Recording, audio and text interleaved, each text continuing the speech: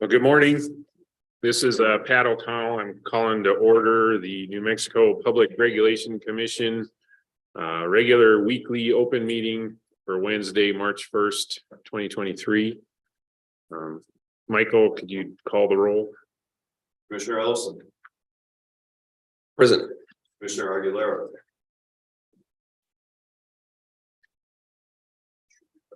He was here. You're still muted.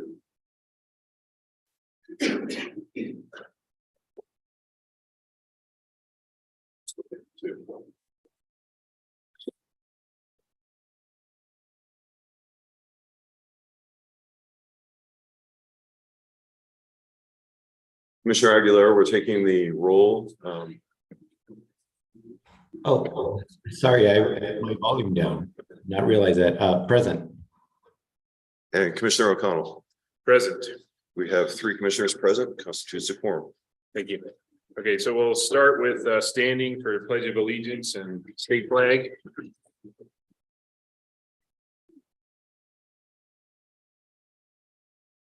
I pledge allegiance to the flag of the United States of America and to the republic for which it stands, one nation, under God, indivisible, with liberty and justice for all.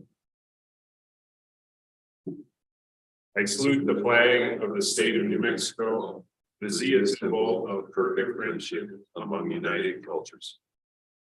Thank you.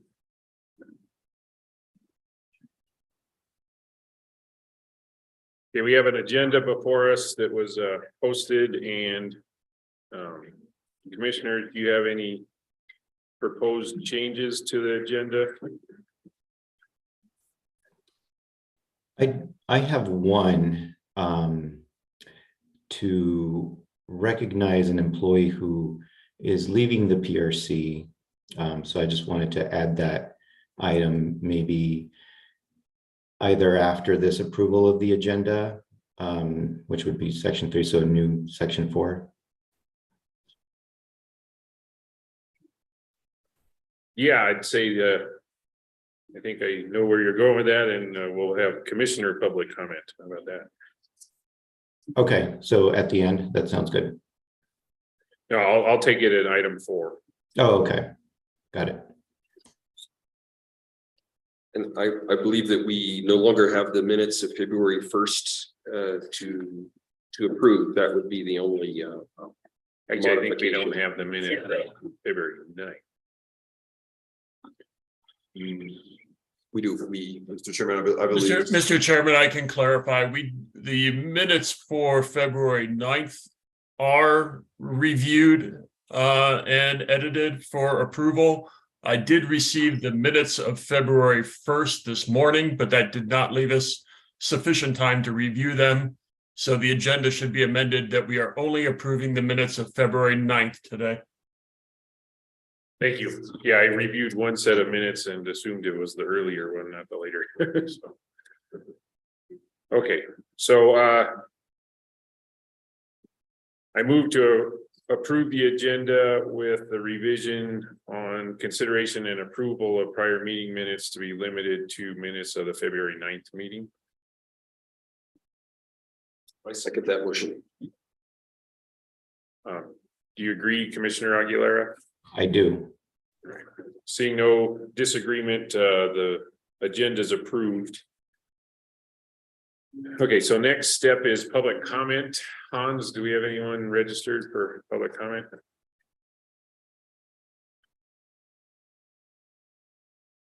Sorry, mute button. I have not had anyone reach out to me to indicate they wanted to do public comment via online. If no one has shown up at the hearing room for public comment, there is nobody listed for public comment today.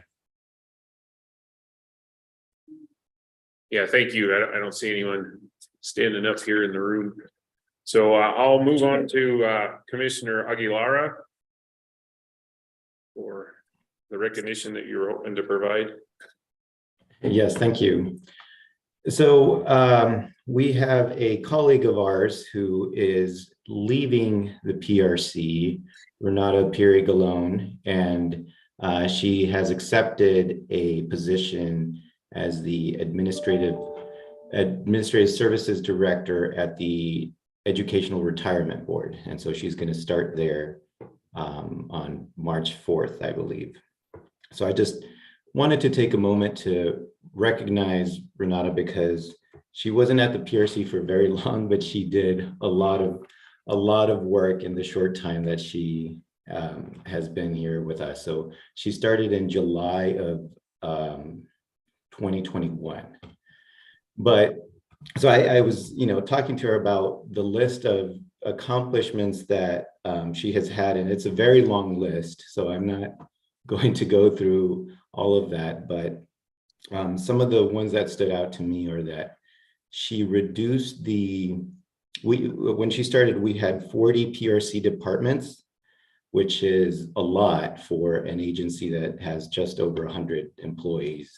She reduced that to 18 departments, and she noted that there is still room to improve there. And she also helped significantly improve the audit findings that we had in the past. She oversaw the disposal and installation of the office furniture with the Bochum building, and did a lot in terms of team building and just improving our administrative services division. So I just wanted to recognize her and thank her for the work that she did while she's here. And we're certainly happy for her with her new role and wish her good luck. Yeah, thank you, Commissioner. And I'd like to second that sentiment. I mean, you did a great job of talking about her history and accomplishments. And just on a personal note, I really appreciate the leadership and dedication as a public servant that she provides. So not just getting things done, but giving us all a good example of how we should do our work too. So thank you, Renata. And I couldn't agree more. Certainly appreciate her work at the PRC, and it's unfortunate to see her go, but I appreciate all that she's done.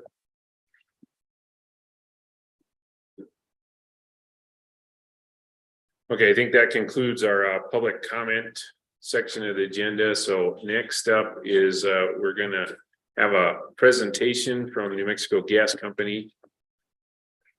So gentlemen, please join us.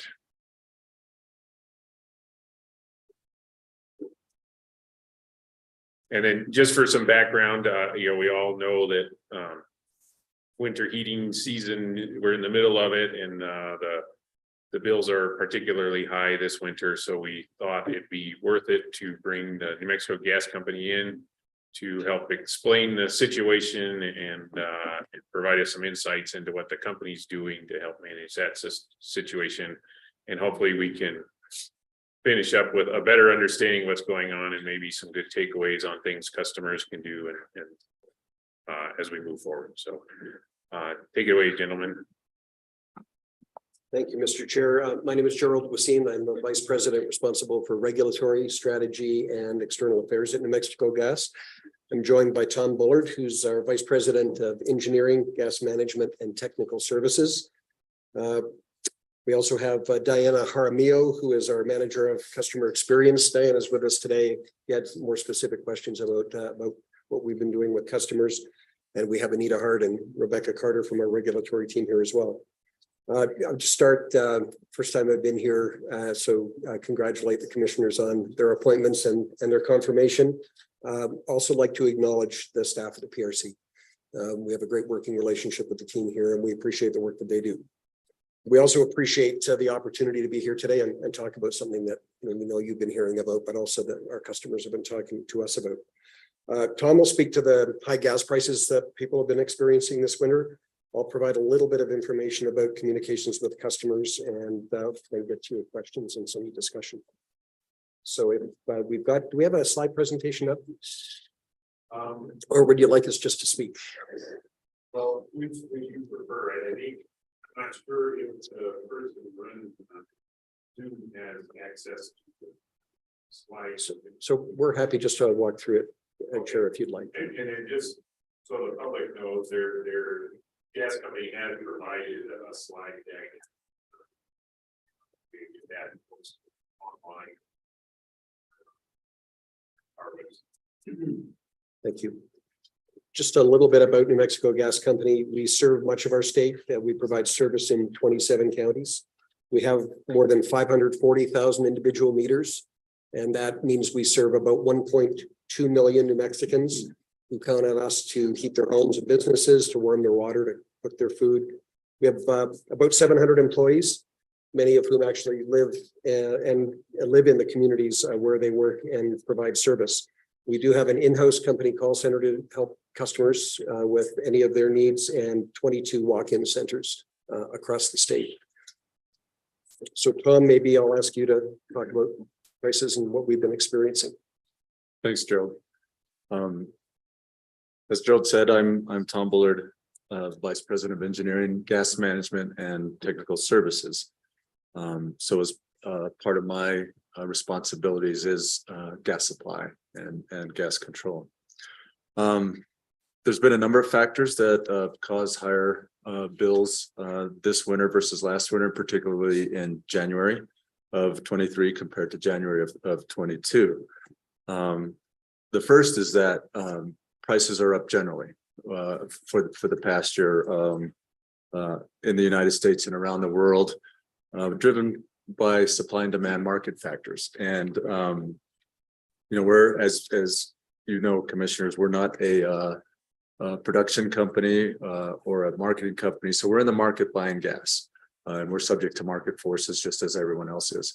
And in a minute, I'll talk a little bit more about those market forces and what some of the drivers were.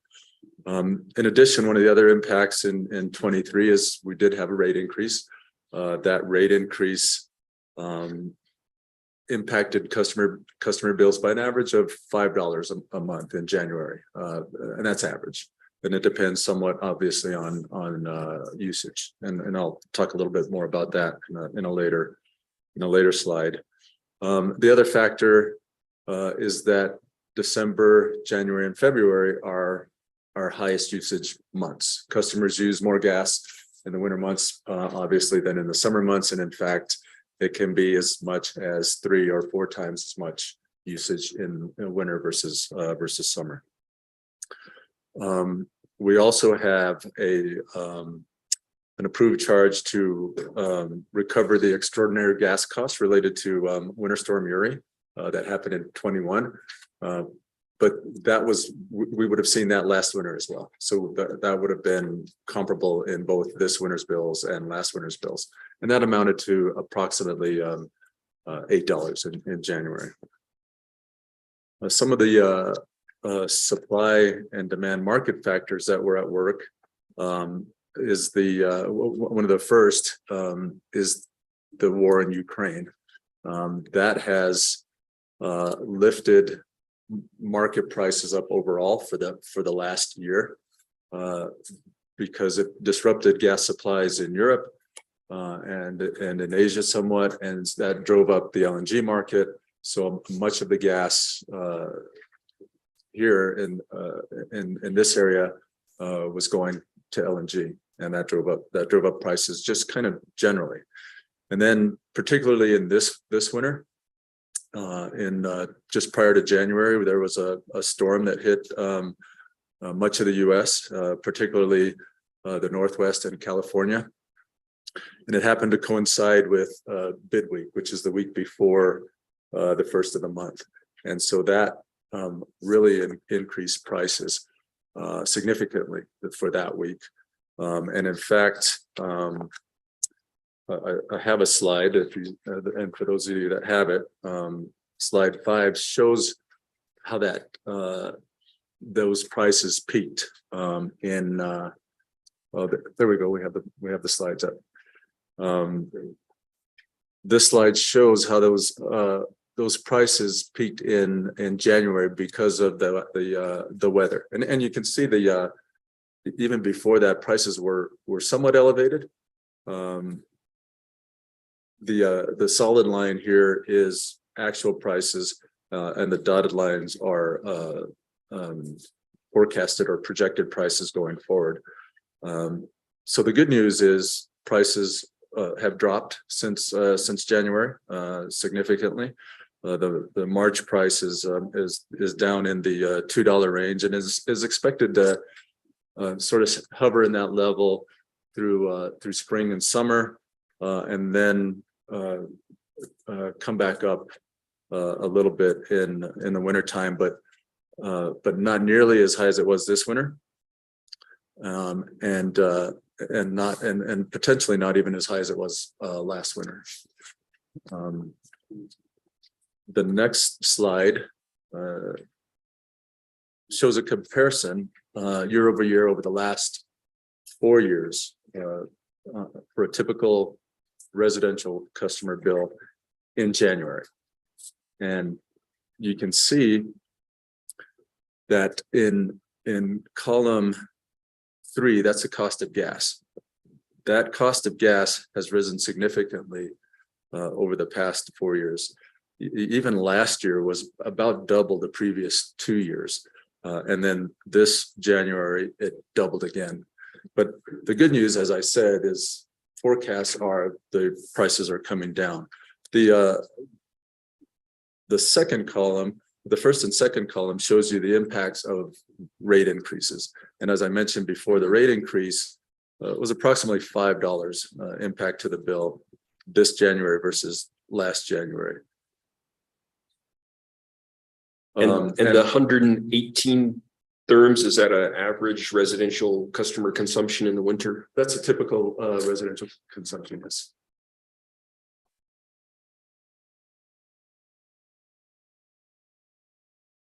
And we also, take some measures to try and mitigate prices for our customers. And one of those measures is hedging. We have a hedging program.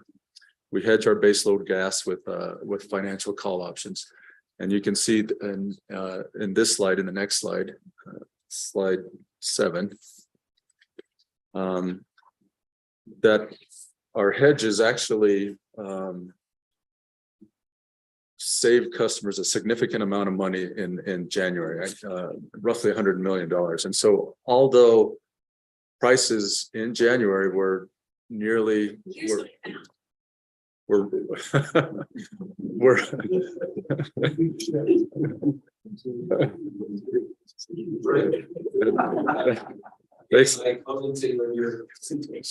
Thanks, Siri.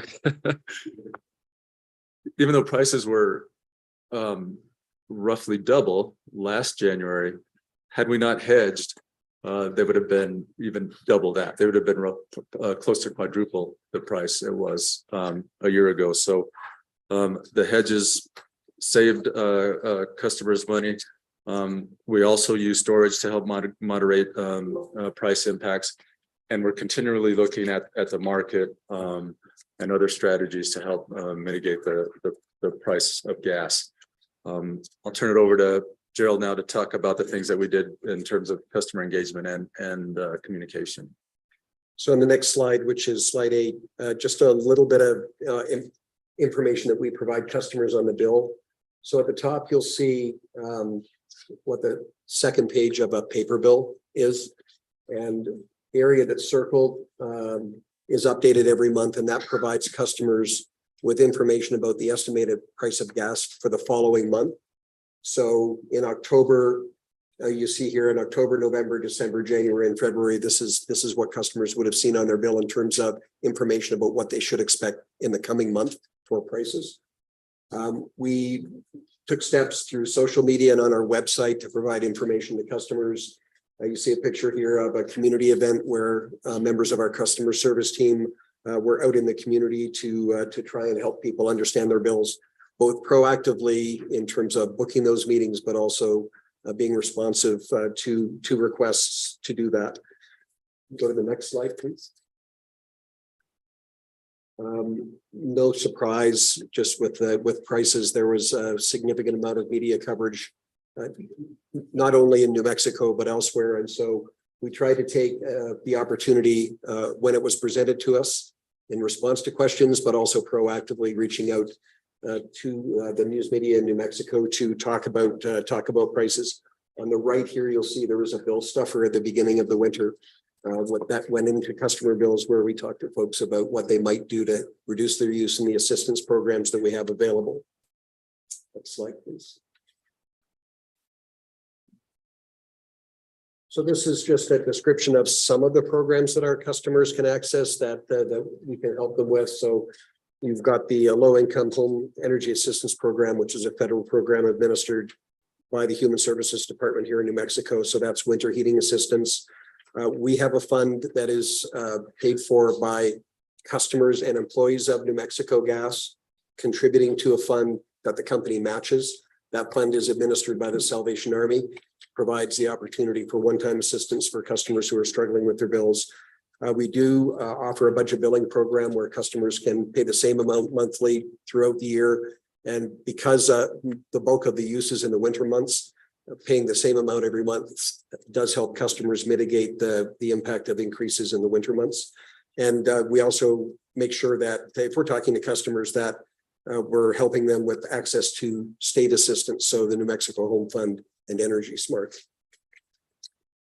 On the last slide that we have before we stop and answer questions, just a listing of some of the energy efficiency programs the company offers.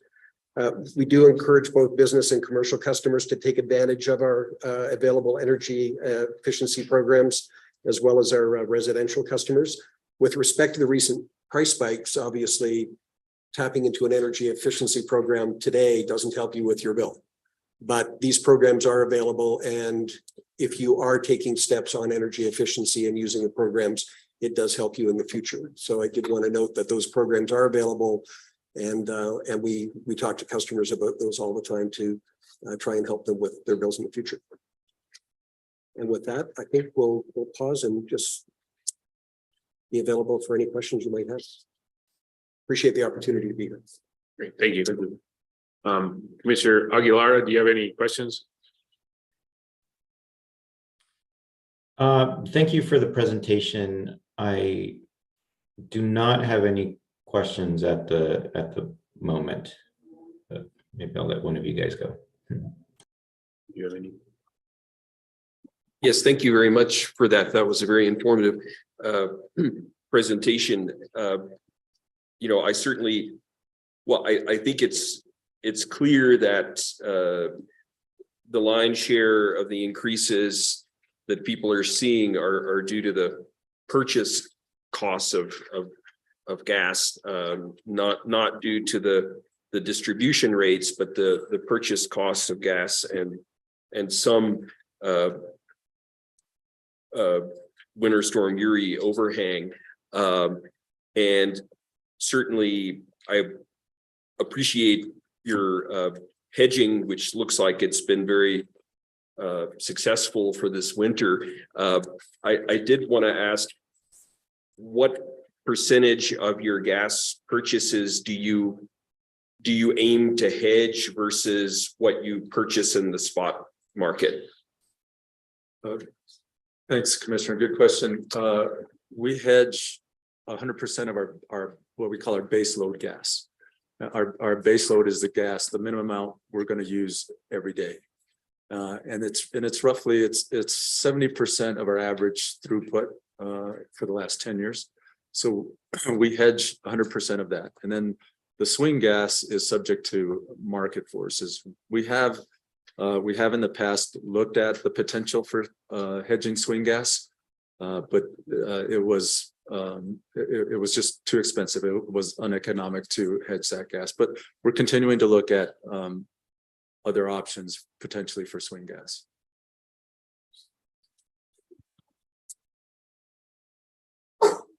Thanks. Yeah. Just was hoping you could play out like the next couple of bill cycles, next couple of months.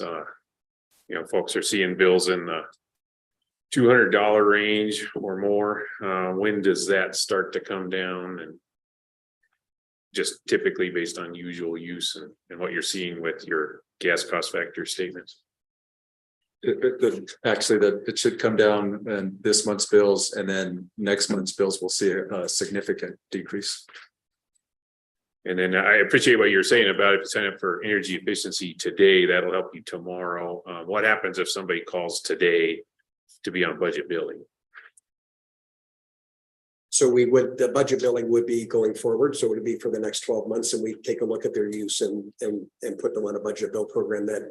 And we'd work with them on, because this winter was so high, we'd be working with them on looking at what typical use would be and try to forecast that going forward for the year. Diana, do I have that right? Yes, Gerald, you do. And I would also like to offer that a customer who calls today would also be offered payment arrangements. Okay, so you get payment arrangements and then your bill would be averaged out, so a relatively higher bill, because it's still a little cold, will get averaged out with a low summer bill. So that could soften it a bit. And if you're eligible for LIHEAP and happen to apply for that, then that can be applied. And if you're eligible for the Heat New Mexico program, then there's a one-time payment available there. And then, so I appreciate all this information. Good presentation. I was just going to ask kind of a longer term strategic question that are you seeing, or are you as a company worried about load defection with bills this high? You know, there's a lot of tax credits out there for electric appliances. Do you see any impact on what customers are choosing to do to heat their home based on these bills? I think it's a little early to say, Commissioner, that we haven't seen an impact as of yet. No. I think with some of the incentives you're talking about, obviously there are people who are taking advantage of that. I'm just asking that from a regulator point of view is, you know, a cliche I'd heard is the best cure for high gas prices is high gas prices, but wondering if the best cure for high gas bills is high gas bills, because then folks start moving other places. But so you haven't seen that yet. Okay. Well, go back around one more round of questions. Commissioner. Yeah. Thank you. I guess I have a couple of questions, just sort of, you know, focused on the end consumers that need the most assistance. So are the programs like the LIHEAP and the Heat New Mexico Fund advertised on customers' bills? You know, I'm just sort of wondering how, you know, how they learn about those without, you know, if there's a way for them to learn about it without like going to one of those events that you showed the picture of, you know, with the offering assistance to the customers. And then the other question is, are any of these services or assistance offered, I guess I want to say maybe like retroactively, right? Or do they need to apply for them ahead of time? How does that work? So maybe we'll ask Diana to answer the second question, but the availability of the Heat New Mexico program is on the front page of the bill in the winter months. So that's front and center. It's also, we promote that on social media. We promote that on our website. I mean, the challenge is that not everybody consumes information the same way. So we try to make sure that we're checking all of the avenues that we have to communicate with customers. We try to, especially when we have the opportunity in a media interview, to ask for the opportunity to maybe include that information. A lot of the media outlets this winter have been really helpful in terms of taking that information and making sure they devote a bit of extra space for that, so people have that. But Heat New Mexico and LIHEAP availability is actually included with the bill, and then you'd also have that with your online bill. And thank you, Commissioner. The assistance programs, a customer can apply for it at any time, and it can go towards any past due balances on their account or any future balances. Okay, thank you. I appreciate the information.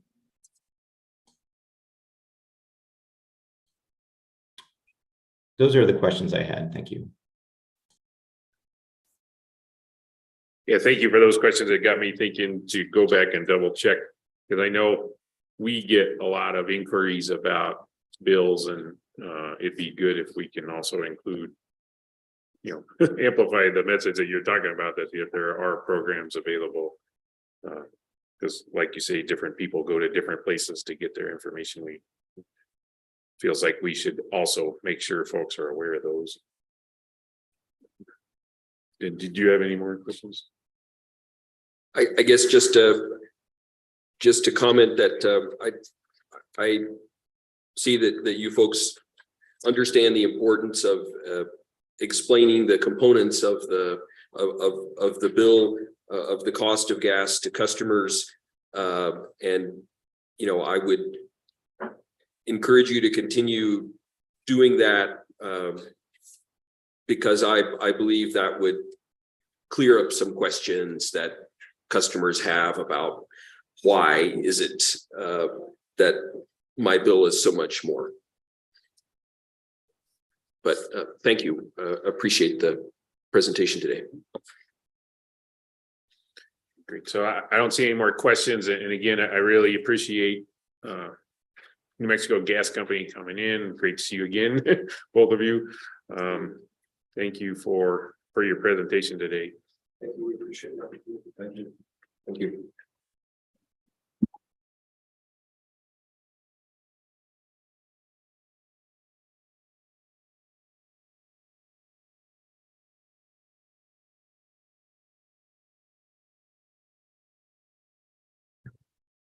Okay, so next item on the agenda is consideration and approval of the February 9th, 2023 open meeting minutes.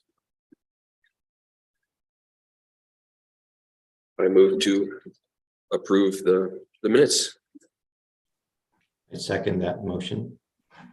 Okay, seeing no disagreement, the minutes for the February 9th, 2023 open meeting are approved.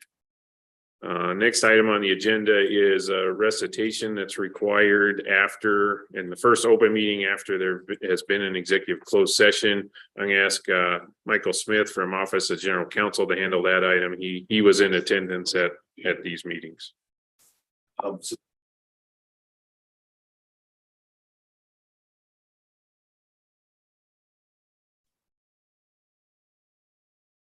Michael, if you're talking, we can't hear you. Your mic. Thank you for reminding me. On February 17th, 21st, and 27th, 2023, the commission met in executive sessions which were closed to the public. The minutes for today's meeting should reflect that the only matters discussed during the closed sessions on those dates were on February 17th, 21st, and 27th. The commission met in closed session pursuant to section 1015(1)(h)(7), attorney-client privilege discussion of pending litigation to which the NMPRC is a party. The commission discussed Supreme Court case S1 SC 39152, Avangrid Inc. et al. Versus NMPRC, and a New Mexico Supreme Court case S1 SC 39440, Public Service Company of New Mexico versus NMPRC, and New Mexico Supreme Court case S1 SC 39401, Public Service Company of New Mexico versus et al. Versus NMPRC, and consolidated case S1 SC 39406, Coalition for Clean Affordable Energy et al. Versus NMPRC. On February 17th and 21st, the commission also discussed motions for an accounting order and clarification in case 22-00270 UT, the application of Public Service Company of New Mexico for revision of its retail electric rates pursuant to Advice Notice 595, pursuant to New Mexico statute Section 1015(1)(h)(3), deliberations by a public body in connection with an administrative adjudicatory proceeding.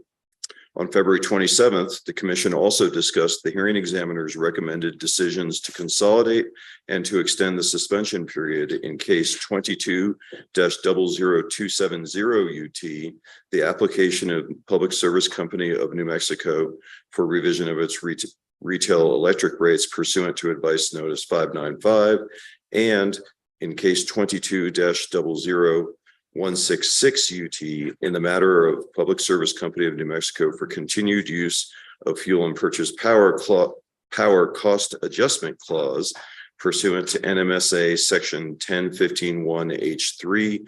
Again, deliberations by a public body in connection with an administrative adjudicatory proceeding.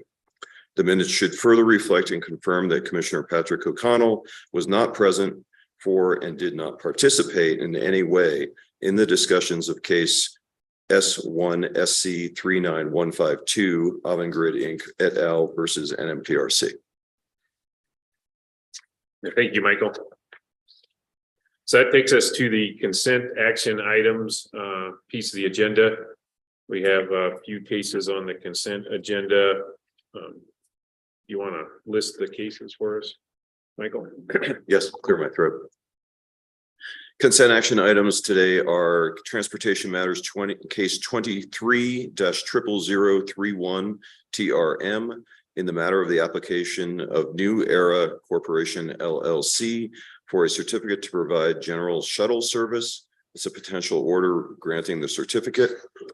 Case 23-00032 TRM in the matter of the application of Pueblo of Acoma, DBA Acoma Fire Rescue for reissuance of certificate number 54980 to provide ambulance service. That's a potential order granting the certificate.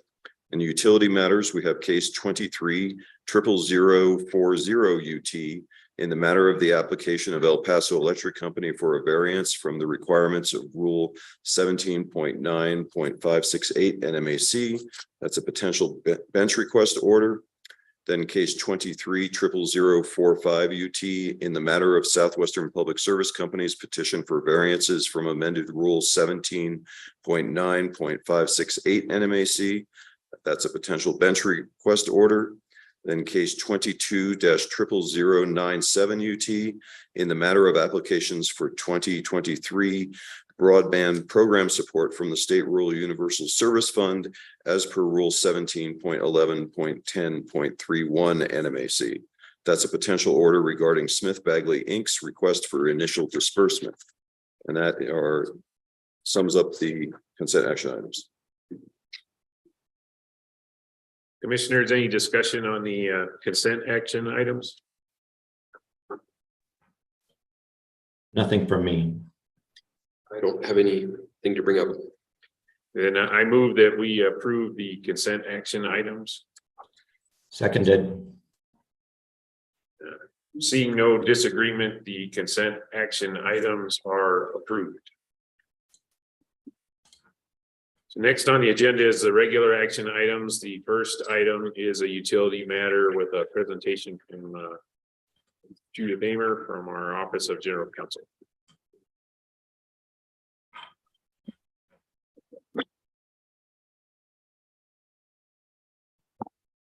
Good morning, Mr. Chair, members of the commission.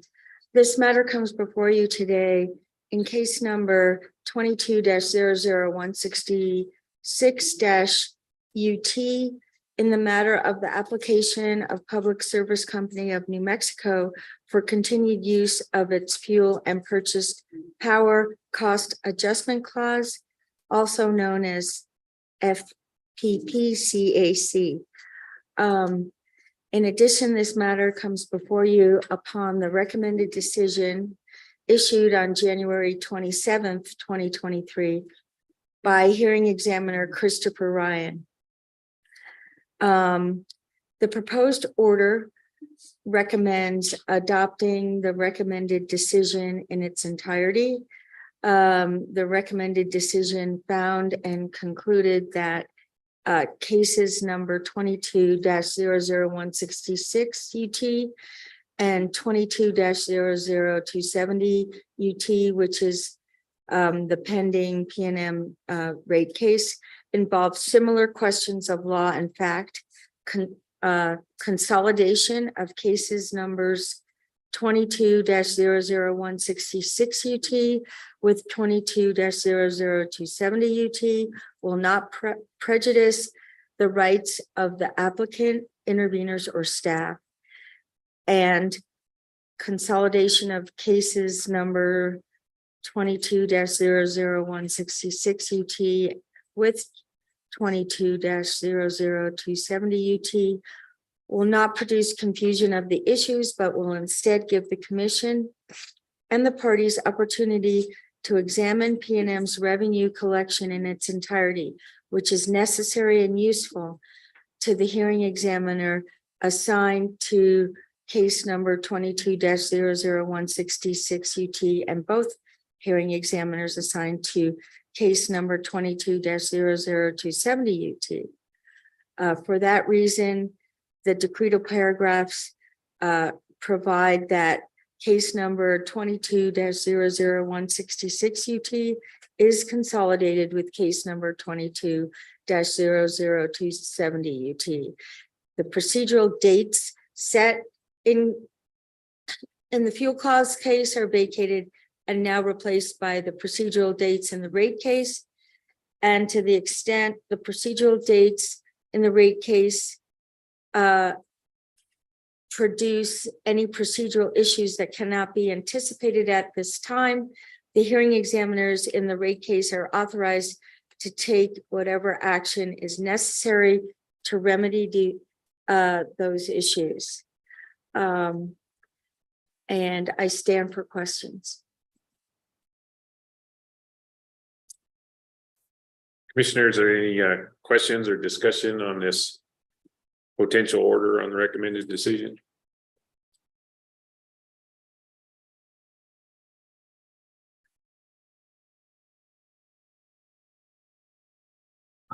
I might just make the comment that, it seems to me that it's hard to completely separate the fuel and purchase power adjustment clause from the tariff, the overall rate case, and that combining the two cases, it seems to me would allow you to address the issue more comprehensively than if you have these two distinct silos.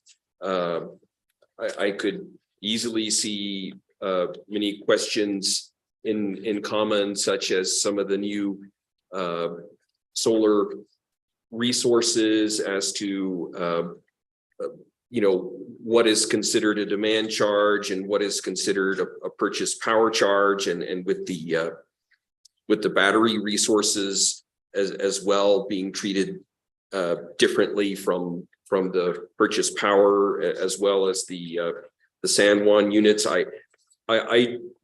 I think that rather than complicating things, it simplifies things to be able to look at all these issues comprehensively. So I'm in favor of consolidating these cases.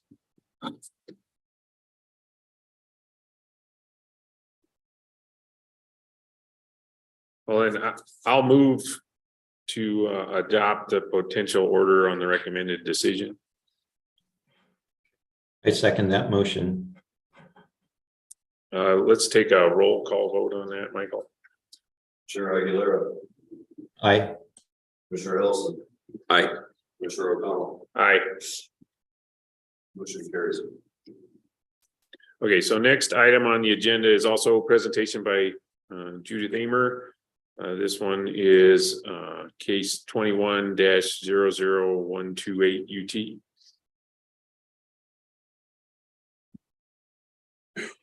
Yes. Good morning again, Mr. Chair, members of the commission. This matter comes before you upon the February 17th, 2023 filing by Public Service Company of New Mexico of a motion for extension of time based upon notice of intent to file integrated resource plan. This was filed in the commission's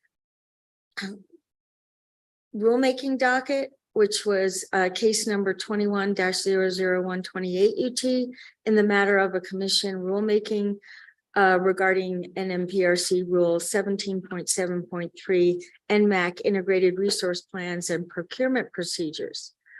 In support of its motion, PNM stated that under the former rule, had been conducting the public advisory process. And it had intended to file its IRP in July of 2023. However, under the new rule, it was required to file an IRP in accordance with a newly adopted facilitated stakeholder process. And that was due in September 1st of 2023, which meant that the facilitated stakeholder process would have needed to begin 6 months prior, which was March 1st, 2023.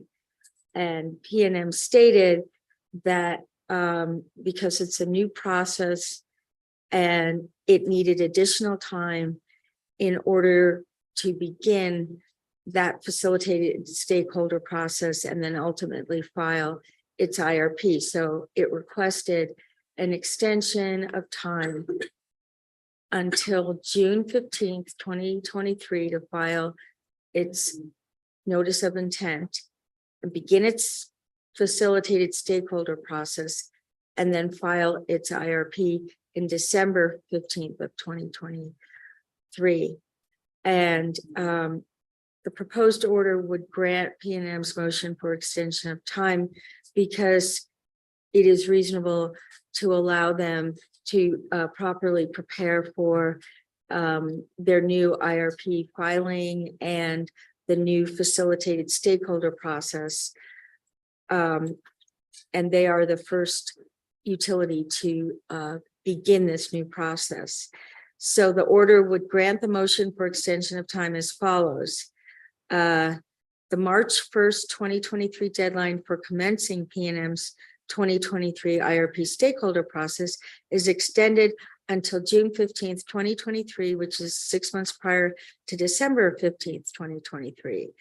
The predetermined filing date of September 1st, 2023 is vacated, and the filing date of PNM's 2023 IRP is extended until December 15th, 2023.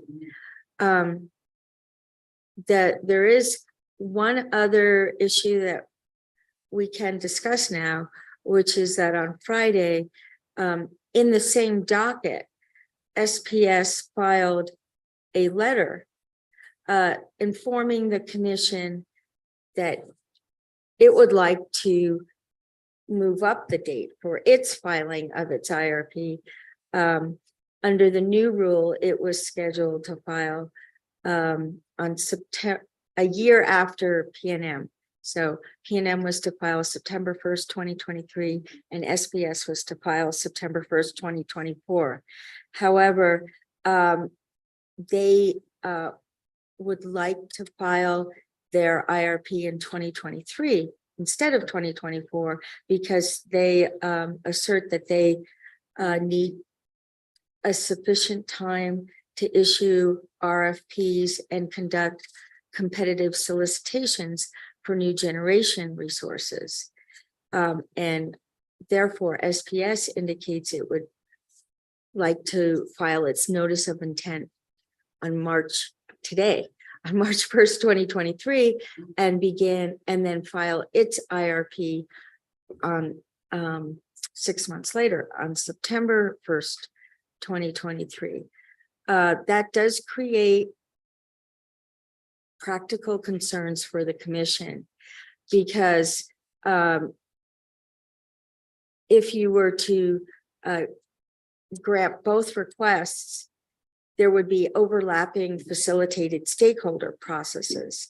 And right now the commission has been able to procure a facilitator, but that facilitator would be unable to do both facilitated stakeholder processes simultaneously. So I just want to present that, and the plan was I would bring that issue specifically back to the commission next week, but it is a public letter that exists in this file, and this case was this 21-00128 was noticed. So I believe we can talk about the letter in context of the order which would grant P&M's extension of time.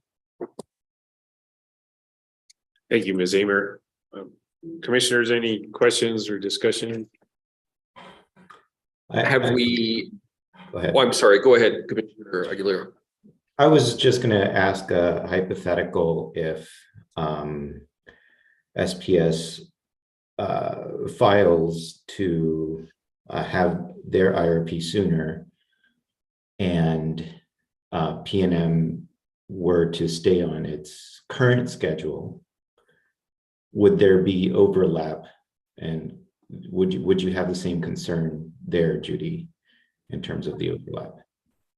Commissioner Aguilera, yes, there would be actually direct overlap at that time. They both then, according to that scenario, they both would be filing their notices of intent on March 1st, 2023. And they both would be filing their IRPs on September 1st, 2023. This, the current posture of both of their requests would be an overlap starting in June 15th of 2023, because that would be when P&M would begin its facilitated stakeholder process. The real problem is we just don't have a facilitator now, two of them. Okay, thank you. Have we asked the facilitator? I believe it's GridWorks is the company that we're working with on this right now. Have we asked them if they have the capacity to do a second facilitated IRP process? I believe that Art O'Donnell has been in communication with them, and I would refer that question to Arthur if he's here. I am, Judith. Mr. Chair and Commissioners, thank you very much. I have put the question to GridWorks. GridWorks operates in a novel environment in that they are funded by a third-party foundation to support agencies like the PRC, and they have not fully gotten a commitment from their foundation yet for the first task, which is the PNM, although they're very optimistic about it. To add a second facilitation simultaneously would be a challenge, but I can get back to you next week when we discuss the SPS notice. It's not just the sense of a facilitator, though, is that to have two simultaneous processes, both new, right, because we've just approved this rule, would put a tremendous burden not only on commission staff who would be participating in both, but also all the interveners. And I look over the list of interveners who've currently been engaged in the PNM process, and at least a dozen of them would also be involved in SPS case. So that causes just a real constraint on the public's ability to participate in these, which we anticipate to be 6 months of very intense work to go through all of the IRP inputs and to try and reach the conclusion of the stakeholder process, which would be a hopefully a consensus position on what the statement of need is, how much power, what kinds of power, when the utility would need, and an action plan, and that would lead into the RFP. I don't have an answer for you yet, but it does pose, I mean, on its face, a severe constraint for resources. Thank you.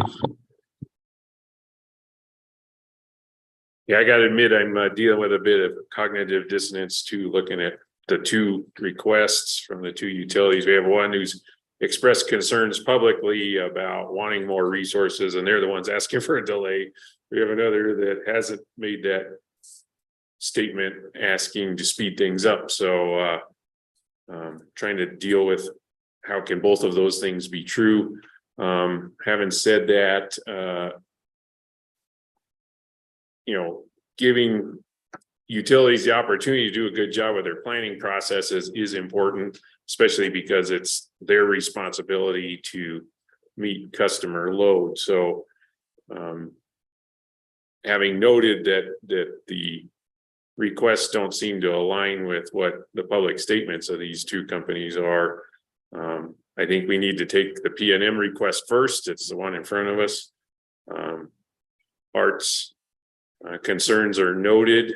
That's something that we're going to have to figure out, and it might have an impact on what we choose to do with SPS, because I think we need to address the PNM request first, because they're by rule the utility that's supposed to start today. Yeah. So, Mr. Chair, if I can just add that I am working with Judith, and I think that the appropriate current response is to go back to SPS and ask some questions about what their rationale is. What they've given us doesn't really indicate that they've considered other alternatives, which may be before them, in terms of bridging a gap, if there is such a gap.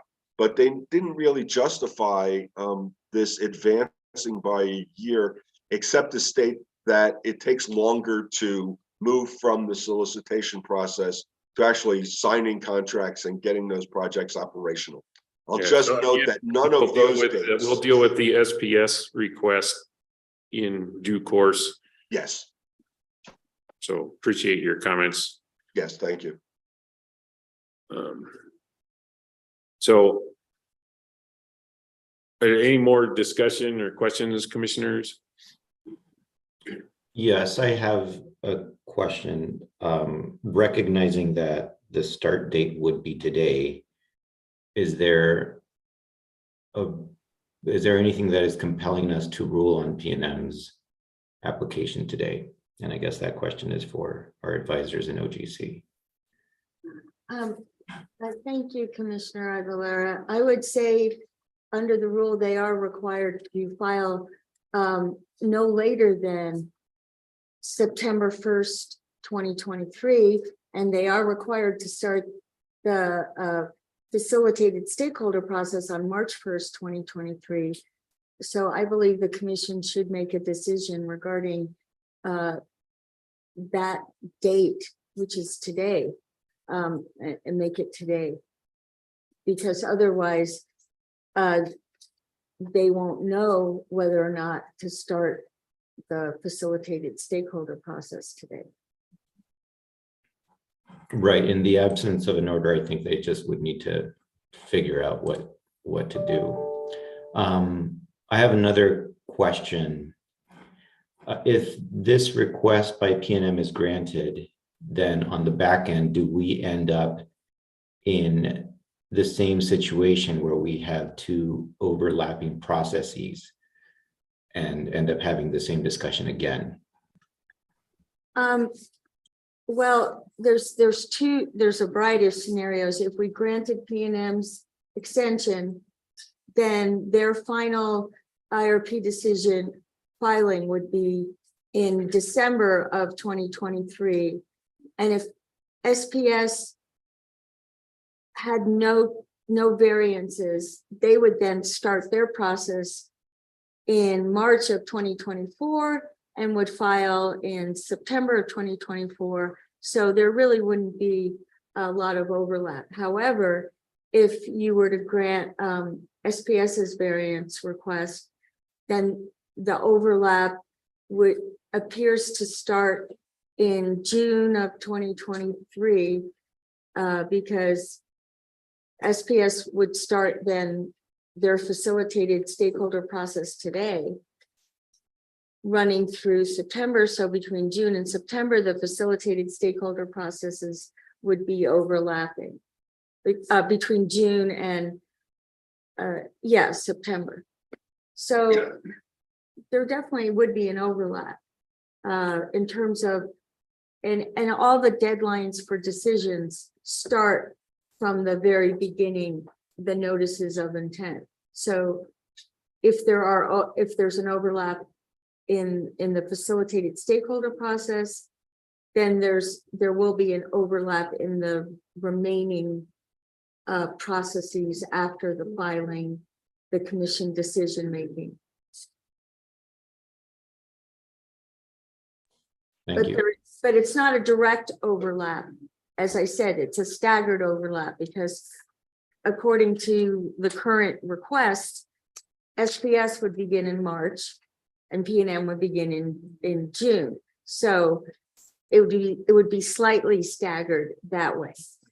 The rule is intended to not have that type of short amount of stagger. The rule is intended that September 1st of each year, one of the utilities will file to spread everything out over a year, not to have it overlapping by 3 months or more. Thank you. I do believe that we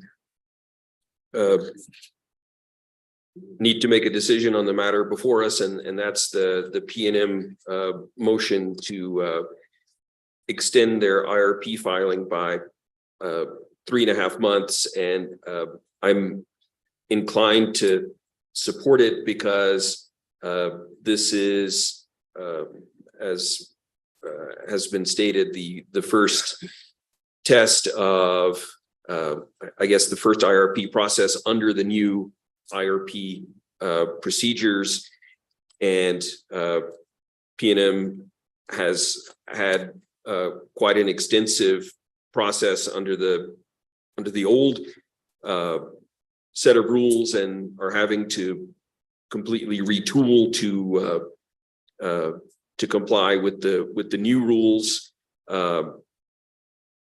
It seems to me that a 3.5 month extension is a reasonable request.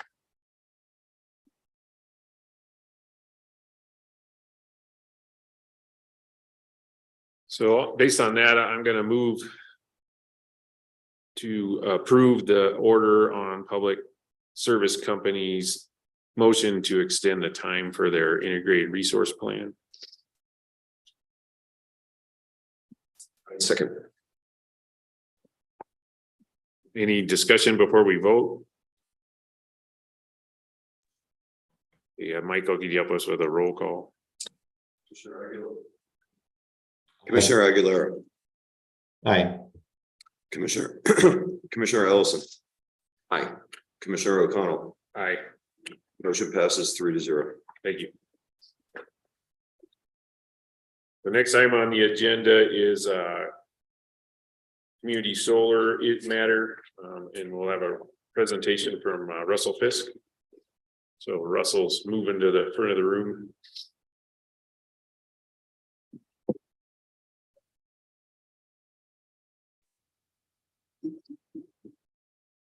Good morning, commissioners.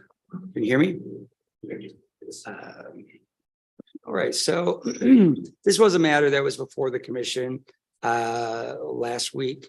So I won't summarize the entire order again. It's a complicated order in the sense that it will take the remaining issues in dispute concerning the tariffs, forms, and agreements that have been proposed by the 3 investor-owned utilities, which are also called qualifying utilities in the Community Solar Act, would consolidate into a new docket, existing dockets that concern those disputes, and it would send the proceeding to it would empower the Chief Hearing Examiner Anthony Medeiros to himself be in charge of selecting hearing examiners, managing the schedule for hearing examiners for this proceeding, so that he could use his hearing examiners in an efficient way, since that office is understaffed. It would set up a proceeding that would be a 2-phase proceeding, in which there'd be a deadline of, I believe it's July 1st. Sometime in July, for the first part of the proceeding to decide issues regarding a couple of the forms and agreements that should be decided soon, so it should be ruled upon sooner rather than later.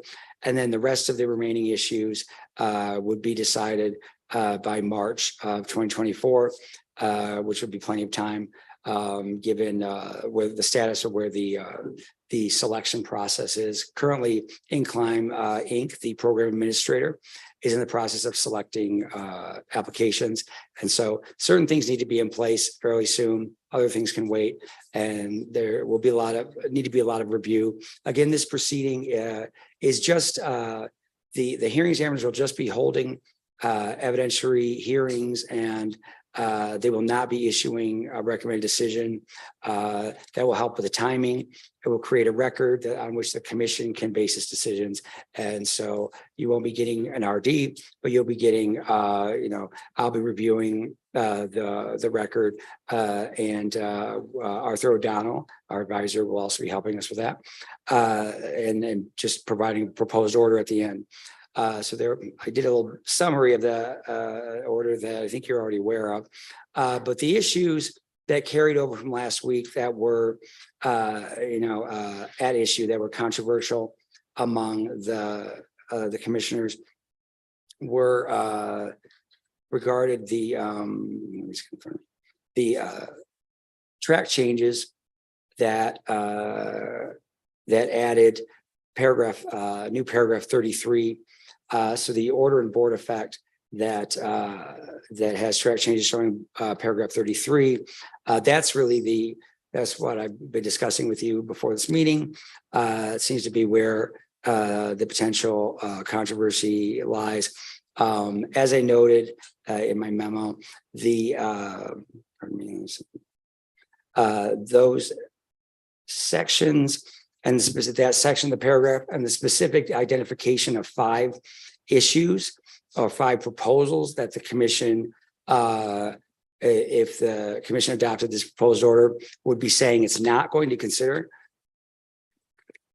concern proposals that have been made by utilities, either formally or informally, in this matter.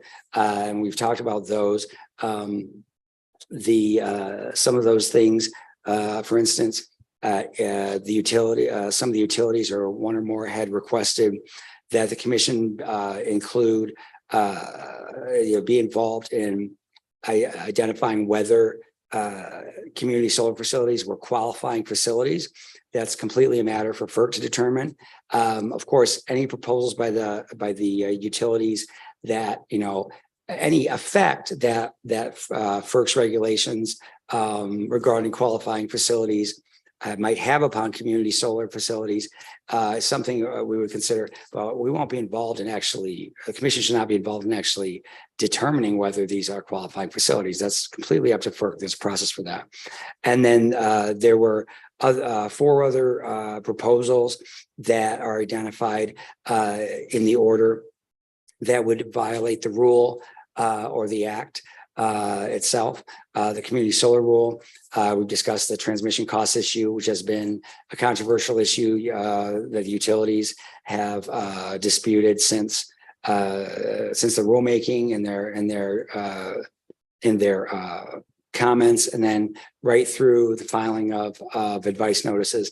That's an issue that's among the issues on appeal by SPS, but there's no stay in place. So the commission's rule is fully in place and effective. And the commission's rule clearly states transmission costs shall not be deducted from the solar bill credit. There's some other issues in there. I don't know if you want me to go through the other 3. I can do that. But I think the commission is familiar with them. One of them is that another one is that the qualifying utilities, or one or more of them, have suggested that the commission not apply its current interconnection rule. And that's why this order would state, that's an order, that's a rule that's on appeal. But again, there's no stay in place, so the rule is effective at this time. And the commission applies the rule that's effective at the time.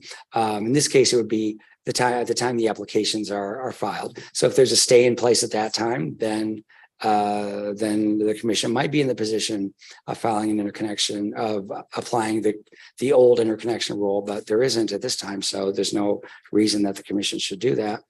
There are a couple other proposals. One was that there was and Arthur may be able to describe this more clearly. The proposed order would state that the commission will not consider proposals for valuing the environmental attributes of renewable energy credits that violate the rule. The rule provides a detailed, it provides a provisional current way to value the environmental attributes of RECs. And then it says that, during each utility's next rate case, when there's more information available, that will be recalculated. So the rule is very clear on how to do that.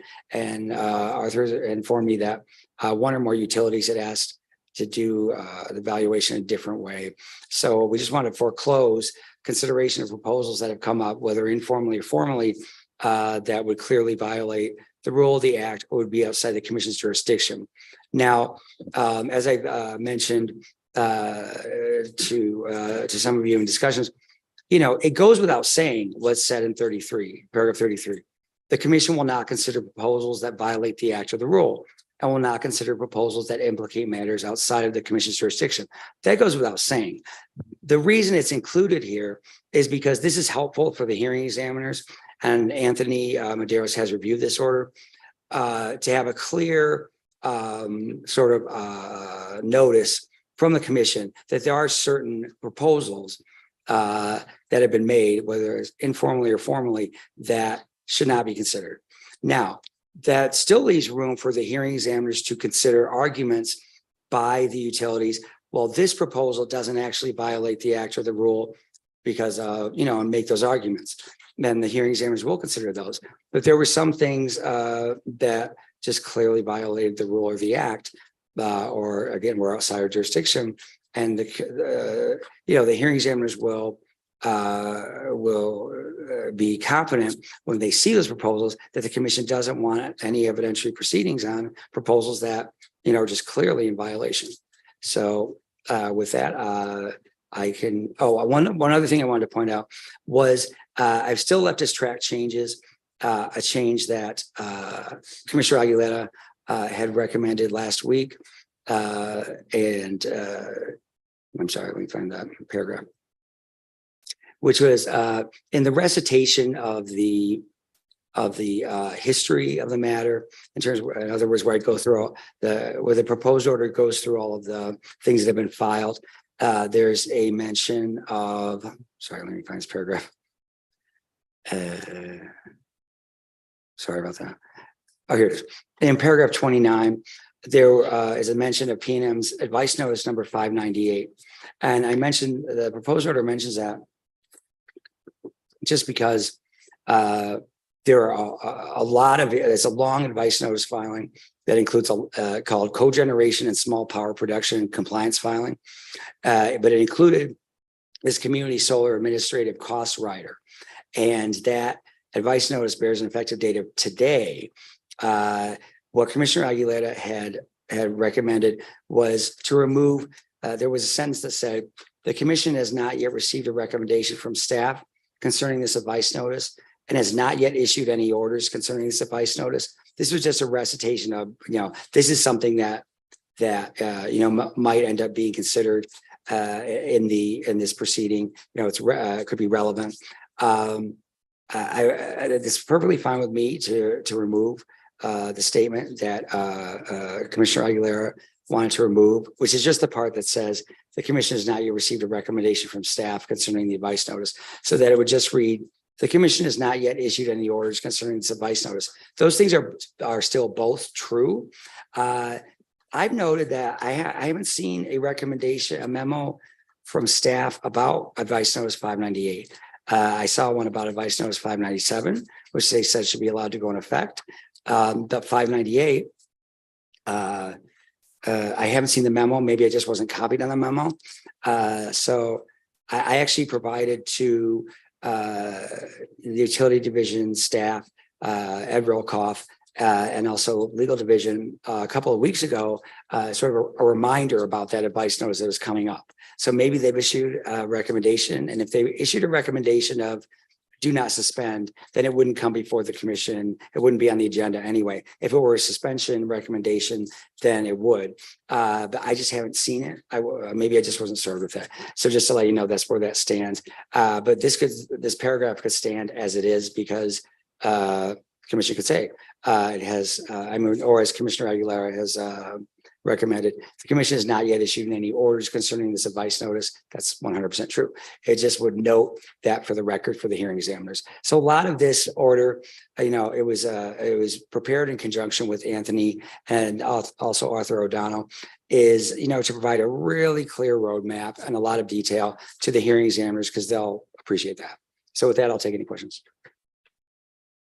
Yeah, thank you, Russell. I was one of the folks wanting to table this last week just to make sure I understood the new material, and in the intervening week I've done that. So I guess I'll check in with my fellow commissioners, see if you have any more questions or more discussion needed beyond what we did last week. I just have a quick comment on that last part that Russell described, where I suggested removing that we have not received a recommendation from staff.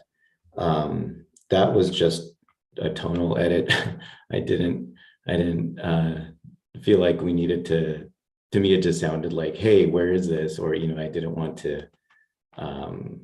just like call out staff. So that's where that was coming from.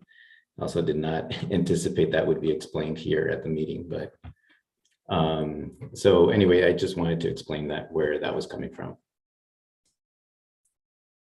Appreciate that. Any questions? I guess maybe just a little discussion. I certainly, have no issue with combining these dockets because I do understand that all of the three utilities are really grappling with the same types of issues around the community solar, and I think it really only makes sense to consolidate the cases so that these common concerns could be dealt with in one docket as opposed to separate dockets. I guess my, I do have a concern with this new paragraph 33. I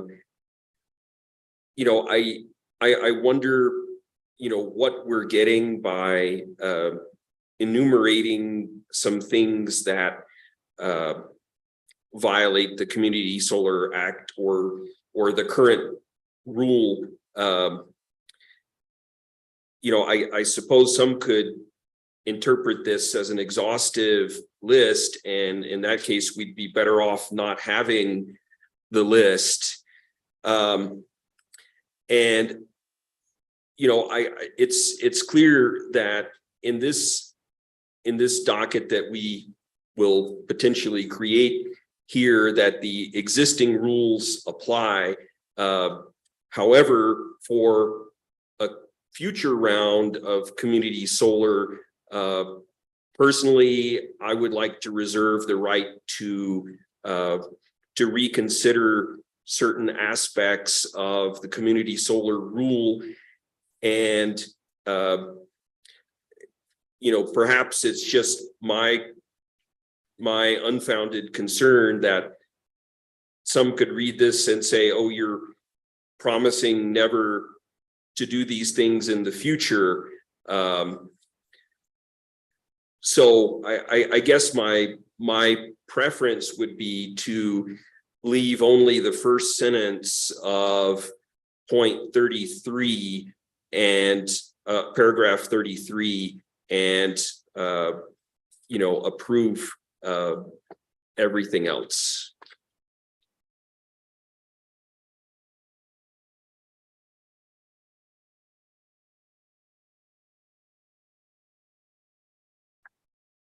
So just so I understand, you're talking about paragraph 33, striking everything, including to provide clarity and what follows. That's correct. only leaving the first sentence of paragraph 33 and accepting the rest of the proposed order as is. Yeah, personally, I was persuaded by the concept that we're helping the hearing examiners by putting this in the order. So I guess I'd love to hear how you're balancing those two ideas to get to just striking the material that would make this process easier, knowing that it isn't the only process. Sure. Well, I guess, again, one concern is that, by having the list, there's some could, read from that that's an exhaustive list of the things that won't be allowed. And, I think that would not be a correct interpretation, that in general, things that violate the Community Solar Act or rule or the current interconnection rule should not be accepted. But, having a list to some extent, some could interpret that as an exhaustive list. So, and, there are certain issues in the future with the community solar rule that I think would make sense to revisit. And I understand that this language is pertaining to this particular docket that we're proposing to open, and should not constrain us in the future. At the same time, I'm just not, sure why it's that necessary. So, if we don't strike it, I'm not going to vote against it because I think consolidation makes sense. But at the same time, I would prefer to see it not in there. So just to summarize what I heard, you don't disagree with that any one of these items are things that shouldn't be taken up in this docket, but concern is there's probably a longer list of items, and by calling out just 5, we're creating the white space in which people could draw, I guess, is my understanding what I heard. Yes, that's one concern, and the other concern is I don't want anyone to read into this that that we're constraining ourselves to always follow these same rules in a future community solar round. I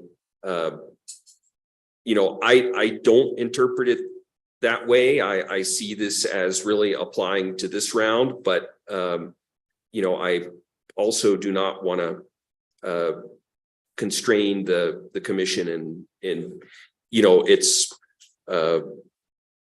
right to review the community solar rules for future rounds. And Commissioners, one thing I would like to note is that with regard to if this list is not comprehensive in terms of the things there might be other things that the hearing examiners decide should not be considered. These are 5 issues. These are 5 proposals that were identified by Arthur O'Donnell after going through the list, the joint statement of issues. So this order, in the paragraphs above 33 is saying the commission agrees on the identification of issues in the joint statement of issues. And that also refers to, advice notices that are suspended for consideration of issues in those. And so Arthur, after going through that, found that these were just the 5 points of disagreement all the other issues identified, whether in the joint statement or the advice notices, were issues that should go forward. So that, I think we do have a comprehensive list of the proposals that have been made that the commission would not want to consider, have any evidentiary hearings on. And then the rest of what's in the joint statement or in the advice and in the advice notices are things, this would be a clear instruction. Those are things that should be considered for in an evidentiary hearing. So I do think that the list is not under inclusive because, Arthur's in a very complete review of what is in the full list of issues to be decided.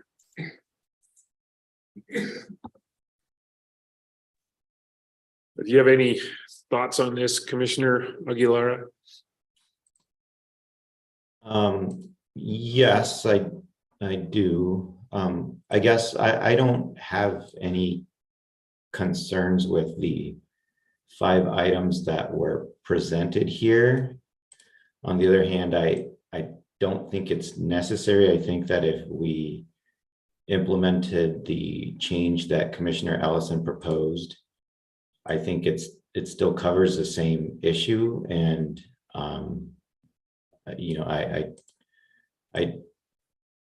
maybe it would help the hearing examiners a little bit to include this list, but I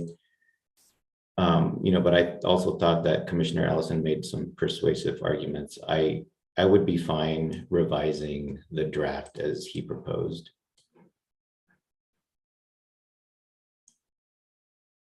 Yeah, it's interesting. Personally, I've come full circle on this because my first reaction was when you give people a list of things they're not supposed to do, they'll find other things to do. So we might not be clarifying things. We might just be defining where other things are going to happen. So I guess I would entertain a motion from you, Commissioner Ellison, of how to proceed with the document in front of us.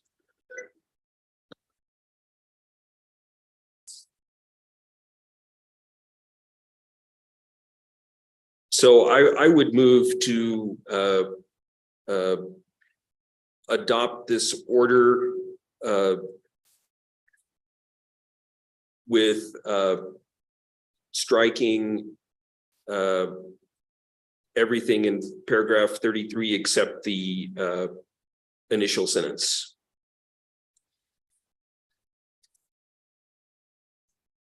I will second that motion.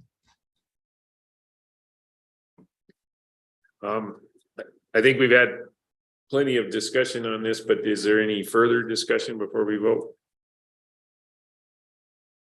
No. Michael, can you help us with a roll call? Commissioner Aguilera, Aye.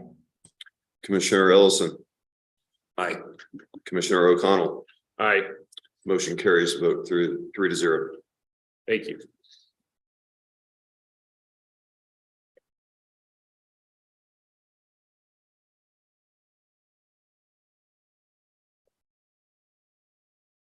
Okay, the next item, case 21-00064 UT is also a presentation by Mr. Fisk.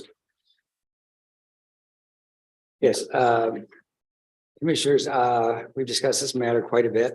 And as I noted, this is a matter in which the commission may choose to go into executive closed session. There would be 2 grounds for that under the Open Meeting Act. The first here we go.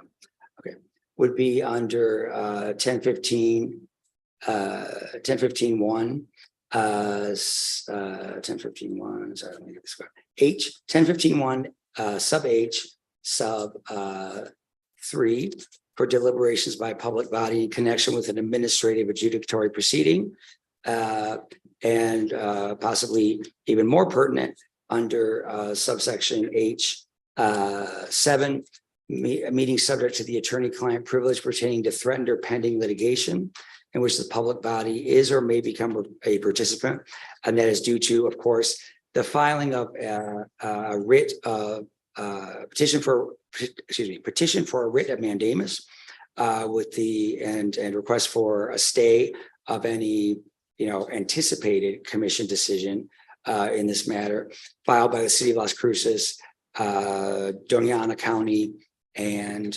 I'm sorry, but I failed to remember the third petitioner. But that was filed yesterday. It's pending. There has been no order issued by there's been no writ actually issued by the court at this point. I know that because I'm on the service list and will receive such an order by email within I believe minutes of when it's issued, and I've not received anything. So that's a pending application for a writ or petition for a writ before the court. So that's another reason the commission might want to go into executive closed session, or I can begin presenting, my presentation now. So I leave it up to the commission as to what you would like to do. I guess I'll take a poll of my fellow commissioners. Do you have a feeling on whether we should go into closed session to hear from our lawyers, Commissioner Aguilar? Yes, I think with the threat of litigation, I think it would make sense for us to go into closed session to talk about that. Do you agree, Commissioner Nelson? I would support that. Okay, so I think we need a motion to go into executive closed session so we can have a conversation under the threat of litigation provision of the Open Meeting Act. I can do that. I just want to ask a question before. Is just to be clear, is this a closed session now? Is this or when would that occur? Yes, Commissioner Aguilera, I've had it set up so that commission has the option of going into the closed session now. The closed session is not on the agenda, but this matter is on the agenda. And so the commission has the option of going into a closed session during the open meeting and then coming out of the closed session if the commission decides to take any action. To take the action publicly. So it would be now if the commission so desires. A follow-up to Commissioner Aguilar's question is the underlying matter is a potential order on reconsideration. If there isn't a pressing time commitment on that, is it also possible just to table that so we can go ahead and have our executive session later and not disrupt this meeting for everybody who's here? Yes, Commissioner. I say I want to understand what you're saying. Are you saying we'd go into closed session or not go into closed session? Okay. I'm saying that it sounds like another possibility would be have the closed session at a soon to be determined date later, rather than disrupt this meeting with a closed session. Yes, Commissioner, we could schedule a closed meeting instead for this discussion. And as you said, table the matter to next week and see what happens with regard to the writ. In the meantime, I'll be filing a response to the writ. Interestingly, the rules of appellate procedure don't give you a deadline for the writ. So I have to find where I don't know if that's provided in case law or otherwise, probably not. But I will be preparing a response to the writ to file with the court. Of course, we could get an order at any time because the court doesn't have to wait for a response with regard to a writ. That would be a response that would be denying it. I'm not. If it were issued before any response were filed, they wouldn't. I don't think they would grant the writ without having received a response. But I'm not saying that the court wouldn't grant the writ. I'm just saying that if we got an order before I even filed a response, it would probably be an order denying the writ because the court does give us the opportunity to respond. So that's what will be happening in the meantime. That's perfectly fine to put it off and see what happens with the writ. Yes. and also, like, as you said, Commissioner, to avoid, stopping this open meeting and having everyone wait while you're in closed session, we could just schedule a closed session meeting to discuss it. And so then hearing that, I'll move to table this item and then we will schedule a closed session to discuss pending litigation before taking it up again at the regular open meeting. Yeah, I'll just note that by doing that, we're if we did it now, we would preserve the ability to discuss this matter today and potentially issue an order, but I'm fine not doing that. So I second the motion, I guess, to table this for next week and have a closed session between now and next week. I guess just a point of clarification is another possibility to move this item to the end of our agenda today so that we would cause a minimum amount of disruption. Only people who were interested in the outcome of this case could remain. Yes, that's a possibility as well, Commissioner. Okay. So now we're into Robert's rules. Would you want to make a competing motion? Or do we need to vote on the one that we've already made? Do you want me to weigh in on this? I'd appreciate your advice. Yeah. No, well, normally a motion to table is non-debatable. So we would take a vote on the initial motion first.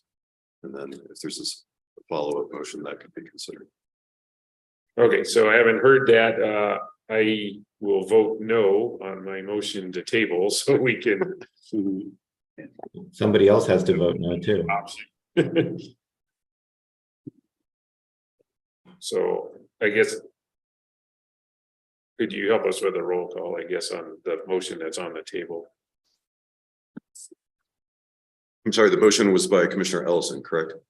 The motion that's on the table is the motion from me to table this item indefinitely. Okay, I thought that was a withdrawal of the motion, but I will take a vote on a roll call then. Commissioner Aguilera. No. Commissioner Ellison. No. And Commissioner O'Connell. No. Confirming that vote. Okay. The motion fails, voted 3-0. So I need to be more careful with a motion to table is what I'm hearing. So. All right. Commissioner Ellison, do you have another idea?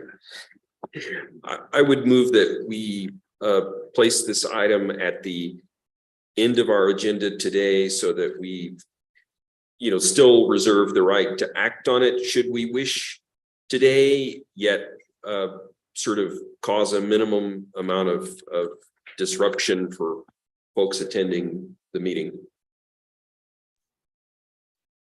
I second that motion.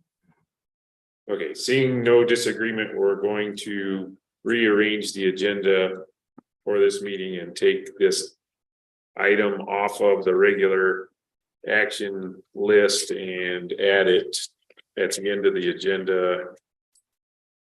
It'll be an insertion at item lucky 13.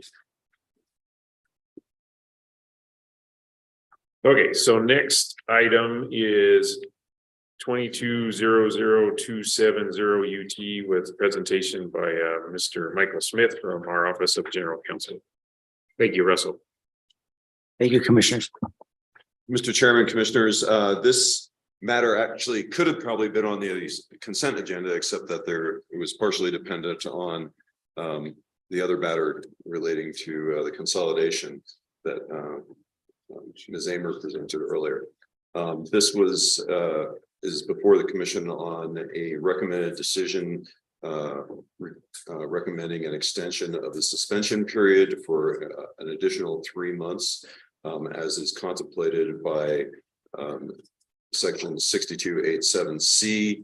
The initial order in this case extended suspended the advice notice filed by PNM in support of its rate increase that is now subject to the rate case for a period of 9 months, which is the normal statutory period. However, the commission has the option to extend the suspension period for an additional 3 period if in the interests of addressing all the matters in this case, an extension is warranted. The hearing examiner's motion provides a basis for finding that there's good cause to extend the suspension period. They note that there are many significant contested issues that will require additional time to work through, including the issues that could potentially be in the case if case 22-166 was added, which the commission voted to do earlier. And they note that there are also disputes about PNM's rates, its time of use pilot proposal, issues that were carried over from case 21-00083 UT relates to undepreciated investments relating to the Palo Verde leases that PNM has abandoned, and issues relating to an account the intervener's January 3rd, 2023 motion for an accounting order. Based on that, the order I prepared would find that an extension of the suspension period for an additional 3 months is well taken, and approve that recommendation from the hearing examiners. That would extend the suspension period in this case through Thursday, January 4th, 2024. Commissioners, any questions, discussion? Yeah, I tend to agree this could have been on consent agenda, but thought it was worth it to see if there would be any discussion or questions on that. So I'll move to adopt the proposed order on recommended decision on extension of suspension period in PNM's rate case. Second. Okay. Since we've got a motion in 2 seconds, I'm seeing no dissent. So that order is approved. Okay, so the next item is something that we've been struggling with a little bit, and it's a feature of replacing all of the commissioners with a new body of commissioners. There are quite a few committees around the country and across the West that New Mexico deserves our representation. We've been trying to figure out a good process on how to share those duties. Have spent a decent amount of time myself thinking about, each of the 3 of us have, I think, impressive and unique experience backgrounds. And so trying to figure out, is there an obvious logical way to do this? What I'm finding is a lot of these items have a lot of overlap on them. So instead, I think what we're going to try to do today is populate membership on quite a few bodies, I guess I would say, across the West. We're not going to get them all done today. Just offer a couple things. Ed Rilkoff is with us. He's been asking commissioners what appeals to you, or what do you think you can provide significant experience to, or maybe where's an area that you need to learn in order to do your job. And so we've all been individually sending him ideas, and so we've got some gaps and we've got some areas of overlap. I would say going into this is a beginning, not an end. More important than getting a perfect representation from this commission on these bodies, I think, is us being present. So that's why I've been pushing that we do something, and hopefully we get it done today. And then, having said that, I was just again reflecting on a couple things that I've been hearing since we've started in January, and got reinforced when we attended the NARUC conference in Washington, D.C. is first of all, the overlap that I've mentioned before. Second of all, when I looked at the rules of our commission, there isn't really a big responsibility placed on the chair other than to manage these meetings.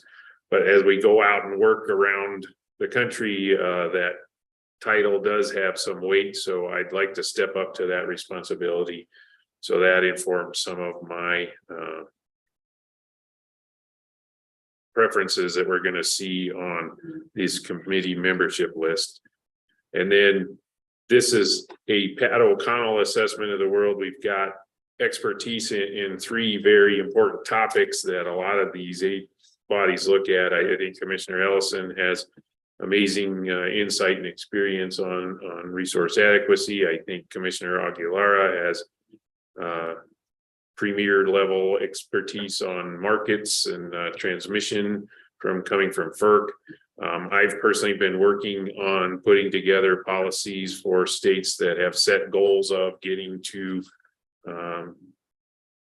decarbonization in their, either on the electric side or on their economy wide. So my first shot on that was just trying to think about how to lean into those bodies of experience. So for me anyway, I think it's important as chair and working with Secretary Cottrell Probst on how does New Mexico meet its policy goals, that I would be New Mexico's representation on the CREPC board, which is Committee on Regional Electric Power Cooperation. CREPC sits within a much bigger agency called WEEB. That's the Western Interstate Energy Board. So CREPC is a committee that sits under WEEB. There's another group called YRAB that CREPC manages and facilitates. And so an example of how I see this sorting out is I would like to be the representative on CREPC, which means I'm signing myself up for regular meetings that CREPC has, work to prepare for those meetings, work to follow up on those meetings. That does not mean I'm the only voice from New Mexico or from the PRC in that organization. There will be a meeting, joint CREPC YRAB meeting coming up this spring. I would encourage all the commissioners to attend that. And I think as we get seated in these organizations and see the work that's being done, I expect we'll also be identifying and bringing staff members with us to those meetings and attending these Zoom meetings and helping us prepare the work. So of all the things that I put out there, that's the one that I was going to hang my hat on. And having made my speech, I'm going to now shut up and listen. So I guess I'll, since you're sitting right next to me, Commissioner Ellison, I'll ask you to go next. Excuse me, commissioners, I'm sorry to interrupt. Would you like to put the table on the screen? Yeah, that might be helpful. What Ed is talking about is he's prepared a table of these boards and agencies that we're looking at and have been thinking about when we're citing preferences. You'll see commissioner names next to it, and that's just that one of the three of us said interest or willingness to do that. And again, you'll see there are some gaps, and there are and it's not just the Western regional items. There's also the NARUC committees, and I see those two things as working together because there's a finite number of commissioners in the world, and we all participate on these same. Right. Okay, so we've got the map on the board, so folks in Zoom land can see, and hopefully it's readable in the room. And so having taken that, then yeah, Commissioner Ellison, you have the floor.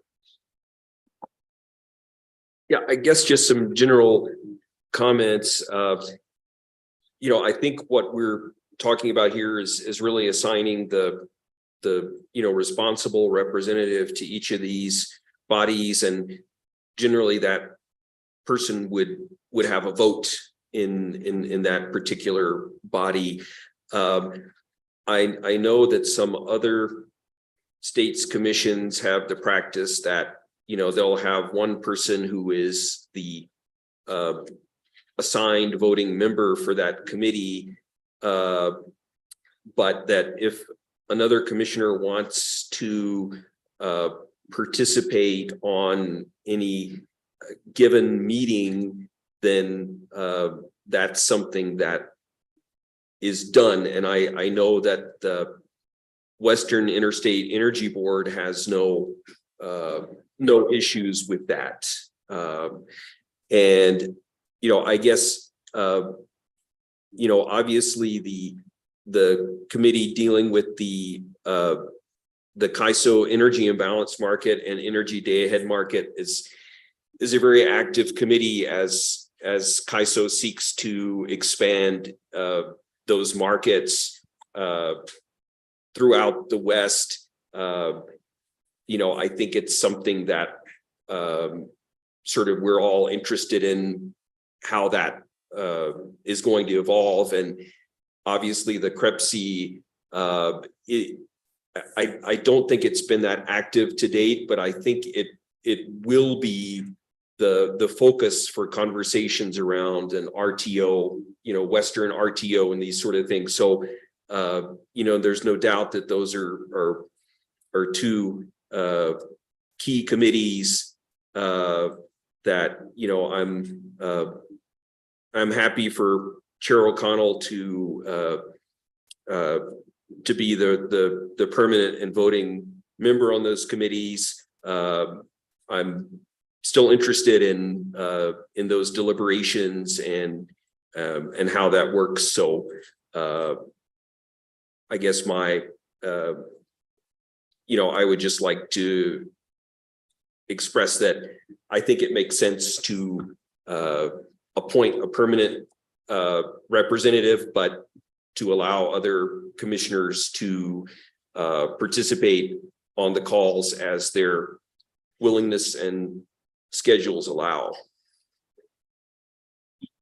Absolutely, I agree with that approach. I think the only limit to that is we just have to remember to notice the potential notice of quorum on those. So I don't know, Commissioner Aguilera, do you have any kind of high level thoughts? And if you do, please make them now. If not, I think we can just kind of work through this list and confirm who we want to help us with each one of these. Just a high level thought. I appreciate the explanation that you gave earlier, sort of delineating the expertise. And if we can, so I would support sort of separating these out based on the sort of three buckets that you explained. And so, yeah, thank you for framing it that way. I think that is very helpful. So just that's my only high level comment, and I'm happy to go through these. And also just, you know, want to second what Commissioner Ellison said about other commissioners being able to participate. I agree with that. And I also don't think that these need to be our permanent posts, I guess, for these committees. If somebody wants to change later to a certain committee, and even as things evolve, I think that, you know, we should be open to evolving with them. For example, there's like the SPP Markets Plus. In the future, there's going to be the SPP RTO committee, as you know, the Western RTO committee. And so I would just think that we should want to adapt along with them. Yeah, also, I appreciate those comments and agree with your assessment too. And like I said, I think the most important thing is let's get New Mexico represented. And then as we live with this for a little while, we may want to rebalance because we're finding some are more active than others. And we mistakenly put one person on the most active roles. And so anyway, I guess having said that, let's leave the NARUC items for last. So, you know, item number 1 was a NARUC Committee on Electricity. I think that's a very important committee and definitely one of the three of us should be on it. But let's work through the Western committees first. So first is WEC. I agreed to be on that again, just from the concept of working across the West on issues that relate to how utility service is evolving on the electric side. Don't have a strong feeling that I need to be on that one, but I thought it was a good compliment to Crepsey, so that's why my name's next to that one. And then there's also item 3 on that list is the MAC budget subcommittee, also at WEC. None of us have signed up for that. If I take this WEC responsibility, my intention there on the budget subcommittee would be just make an assessment of that. Another thing that just, again, we're starting from scratch here. It could be that some of these roles are more appropriately handled by staff. And so anyway, I think today, let's go ahead and get somebody assigned to figure that out. And so because my name's on item 2, I'd be willing to also put it on item 3, unless either commissioner has a burning desire to be the WEC. Okay, no, that's fine. All right, so then the next group is the SPP assignments. And I'll go ahead and take item 5 first, because that's the one to me that makes the most sense. Because again, I admire Commissioner Aguilar's previous work on markets with FERC. So it makes sense to me that he would be on this committee working with SPP Markets Plus. Then there's also the Regional State Committee, which I think is more similar to just kind of the old WEC type items. And so my name's next to that one just because it's also on WEC. Again, don't have a strong feeling that way. Just was there any conversation or different point of view than what we have on this sheet here? I don't have anything. Those assignments make sense to me, the SPP ones. And Commissioner Ellison, just as a heads up, I intend to not fail to communicate with you on resource adequacy and planning issues on all this stuff. So Sure. I mean, this looks fine so far. okay, so then item 6 isn't a PRC committee assignment. It's the energy secretary of each state. And so my understanding is Secretary Cottrell Probst is on the WEB board, and that's appropriate. And so anyway, that was just on our list of things to do. It's not something we're assigning to each other. Then YRAB Regional Advisory Board. I think that's great if you want to be on that. Commissioner Ellison, I'm not quite sure how that relates with some of these other things, but happy to spread that.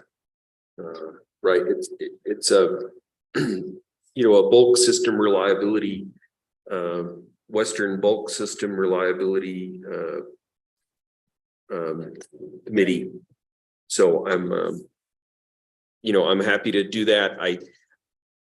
I think I have my impression is that for that assignment and maybe for some of these other Western Interstate Energy Board assignments that the Secretary Cottrell Probst will need to make the formal sort of appointment.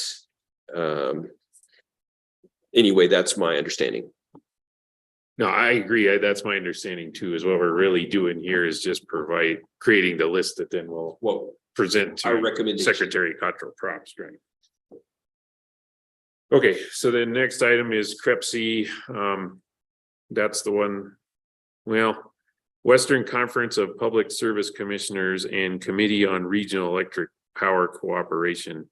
Do you have a understanding of that, Commissioner Ellison, the Western Conference of Public Service Commissioners? Is that just generally we're all on it because we are public service commissioners? I think so. Okay, that's my thought too on that one. All right. Next one has my name next to it. It's the BOSER, Board of State Regulators for the California Independent System Operator. It oversees the EIM and it's working on standing up the day ahead market. My name's next to this, but then I would also acknowledge that Commissioner Aguilar might be a better choice on that, and then didn't know, Commissioner Ellison, if you had a preference for that. Or for the Board of State Regulators, item 9. Yeah, you know, like I said before, I'm happy to have you fill that role. Well, just for clarity, I'm nominating Commissioner Aguilar for that role, which is a change for different from this list, as long as he's willing. Yes, I that would work for me. I think, I mean, I'm pretty familiar with that already, so, and had been up to date, at least as of a month ago, on EDAM developments as well. So I would be happy to be the representative on the Bossary Committee. Great, thank you.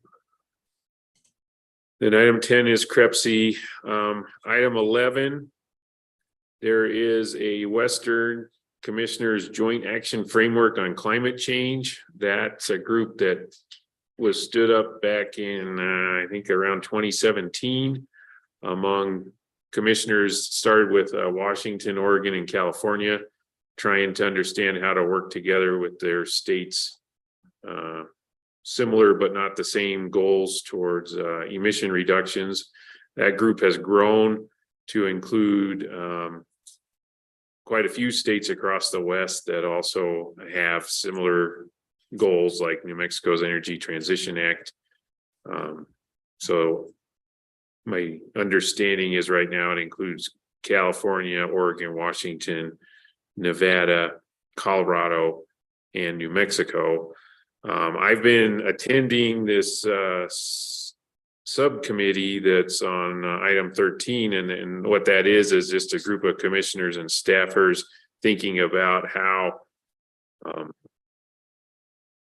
zero carbon resources or those other elements of a decarbonized grid work within different market frameworks. So that's been just educational. I've got a series of slides on that. Happy to share those. Great example of what you were talking about, Commissioner Ellison. We can all attend those subcommittee meetings, just need to make sure we notice it.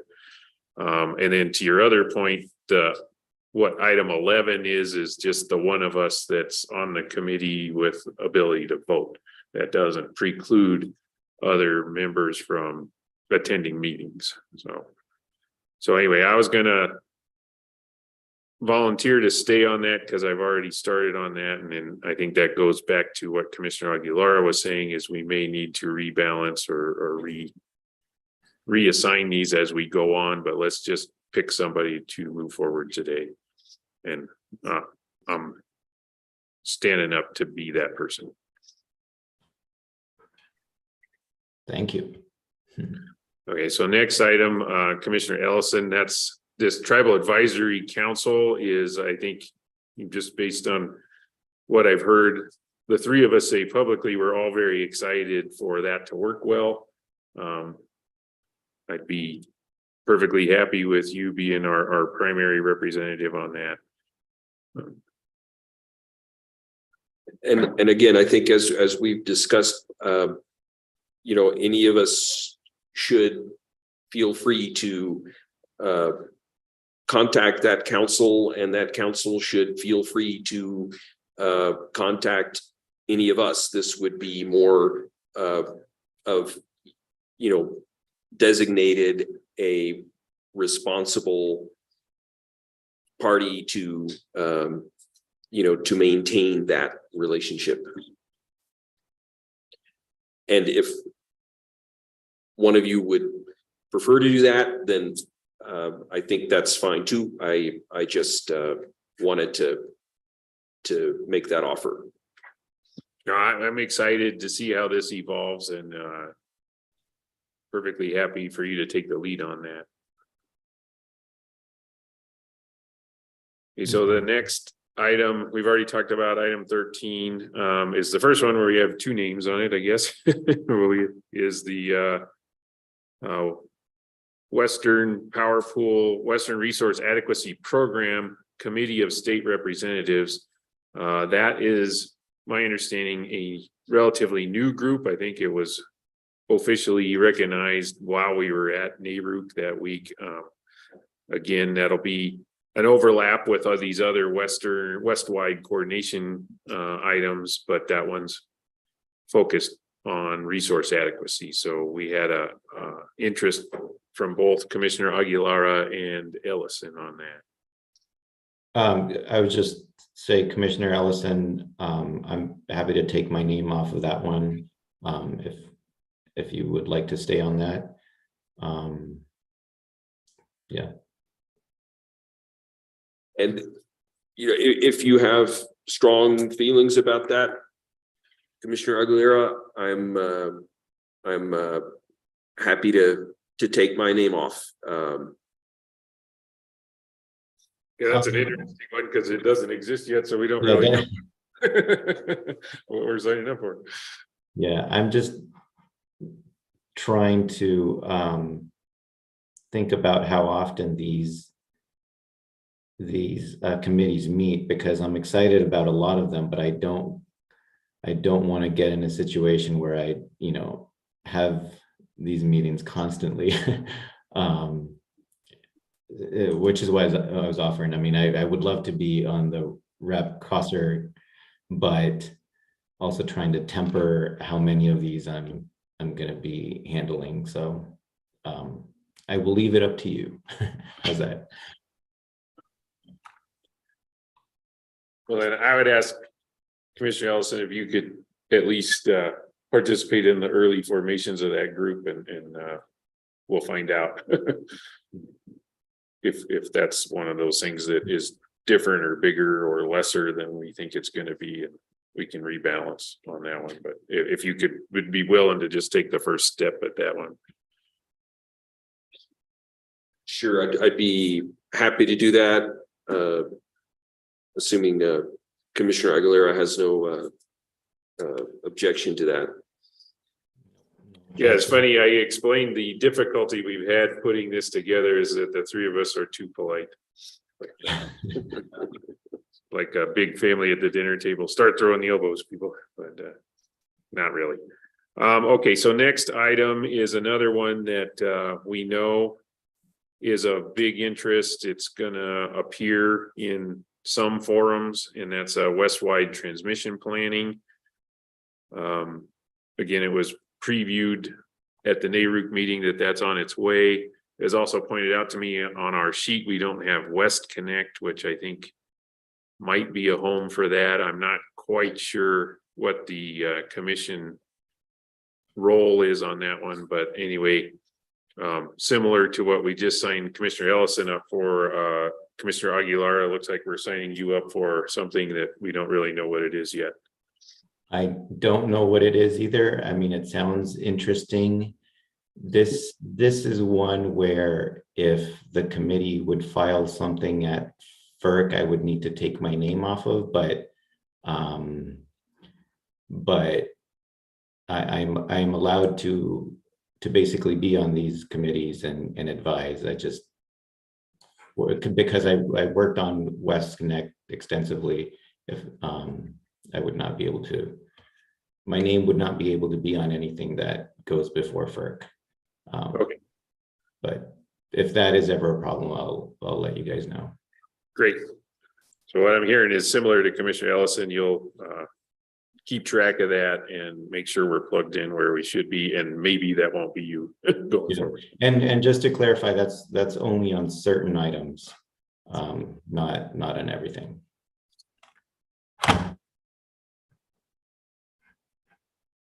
Okay, so we have a few others, I'll say items 19 and 20 that are things that will pop up as time comes on, you know, the regional planning organizations, the Cal ISO planning organizations.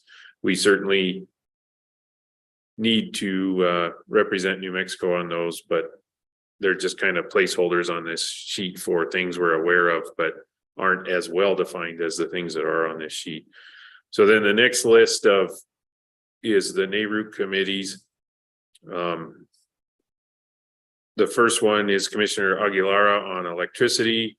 That makes sense to me, and I would support that. Just didn't want to step on your toes again in the world of being That's too fine. polite, but That's fine. And on that one, I'll just note too that I was sort of thinking about that one and the consumers and public interest, and I would be happy to be on either in case either of you want to be on the electricity committee. So my understanding with consumers and the public interest is we can be on a committee like electricity, telecom, water, gas, and on consumers in the public interest. So hopefully I'm correct there, because I'm in a similar boat. Having attended the NARUC meeting, I think that's an important committee as we're evolving these, what utility service means. So I certainly want to see one of the three of us on that, but I'm hoping that's one that we could all three be on if we want to be, without, it's a twofer, for lack of a better term. Yeah, I think they do ask, NARUC ask that only one commissioner from each state be on each committee. There are some exceptions, but I don't think these are it. Okay, so you think that maybe you could be on electricity and consumers in the public interest, but only one of us could be on consumers in the public interest. Right, and they have certain where you can only be on one. And then they have some committees like the consumers and the public interest where that one you can be on and another, like the electricity. So okay. But I don't think you could be like on electricity and telecommunications, for example. Okay. Yeah. So it sounds like we've still got some little more work to do just to figure out the logistics of NARUC committees. And then similar to WEEB, we're not really directly putting ourselves on these committees. We're going to have to go to at least the committee chair, maybe president of NARUC, and say, here's how we would like to be on these committees. And hopefully they accept our requests. I didn't get the sense that they're in the habit of saying no to those, but and then the other NARUC committee that's on here is that isn't on here that may be of interest for New Mexico is the Energy and the Environment Committee. So I'll just add that to the list, and then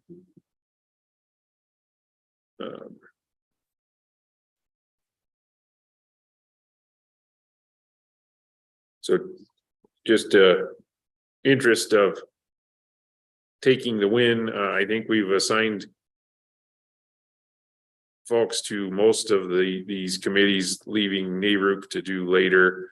I appreciate that we had this conversation. I understand where folks are coming from better than I did before. So I think we can handle populating NARUC committees, going back to the process that you've been facilitating, Mr. Rilkoff, and move forward. So I don't believe that we need to vote on this. I just thought it was that we need to do our work in public and transparently. So I thought it was worth it to have this conversation at an open meeting. So, thank you.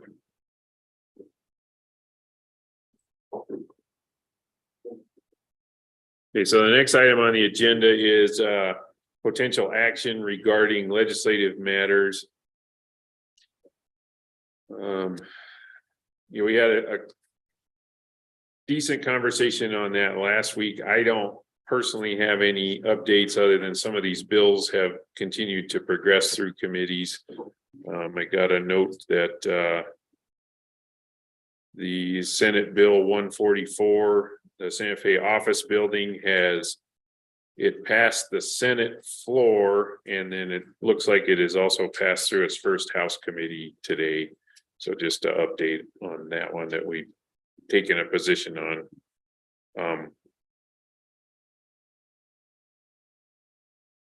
So Commissioner, do you have any discussion you'd like to revisit or bring up any new bills or talk about bills we've talked about before?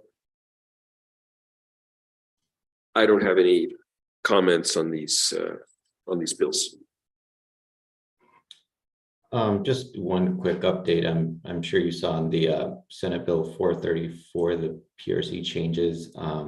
I signed into the Zoom and provided supportive comments. And the next step for that bill is to go to the Senate Judiciary Committee. And I don't think a date has been scheduled for that. Yeah, thank you. I saw that committee meeting online and thought you did a wonderful job. So thank you. And then also Choya Corey was there as an expert witness on that bill. So thanks to both of you from me. Okay, seeing no further discussion on legislative matters, we'll turn to communications with commissioners. I don't have any items to bring to that this week. Commissioner Ellison, do you have anything? This time I do not. Commissioner Aguilara? I do not. Okay, so then that moves us to the reordered item on the agenda. Item 210064 UT. I think the action that we took so far is to reorder the agenda to move it later in the agenda. I think where we're at now is discussion about whether to enter an executive closed session or not. I think we've had a decent discussion on that, so I'll avoid making another screwy motion and entertain a motion from the other commissioners on what you'd like to do next.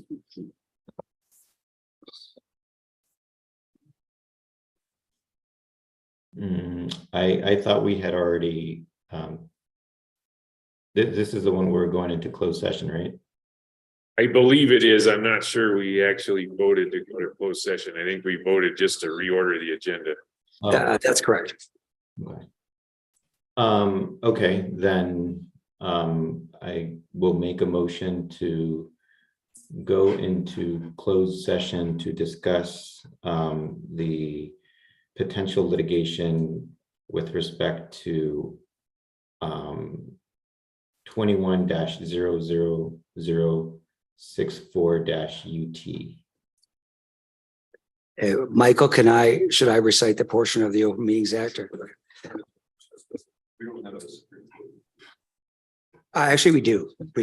Yes. So I could, Commissioner Aguilera, I can supplement your motion by citing to the applicable sections of the Open Meetings Act and the actual case number of the Supreme Court docket. Would you like me to do so?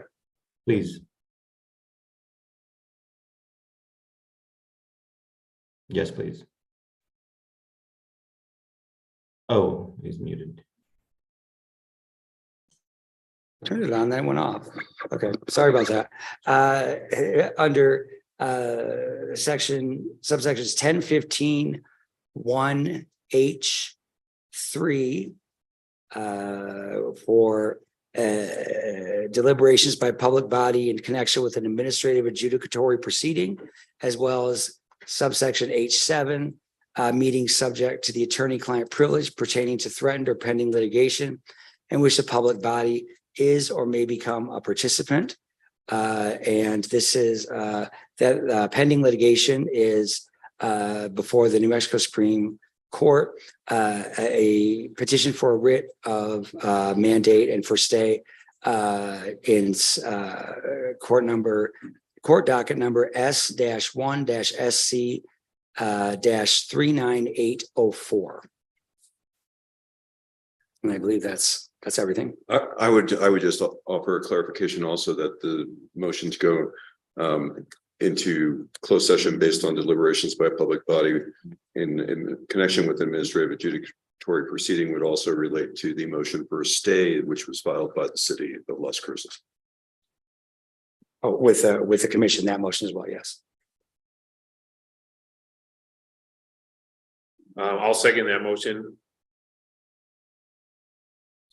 And just to clarify, in that closed session, will we have the ability to come back into the open session, or is that by default?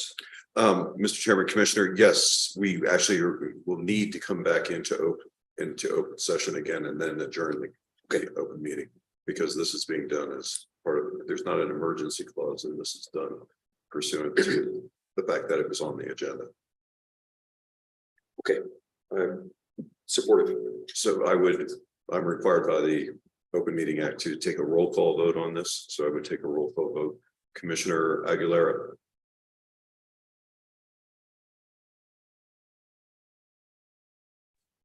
Aye, sorry, couldn't find my mouse. I have 3 monitors. Aye. Commissioner Ellison. Aye. And Commissioner O'Connell. Aye. I'd like to know, we might have we have to arrange for someone to host.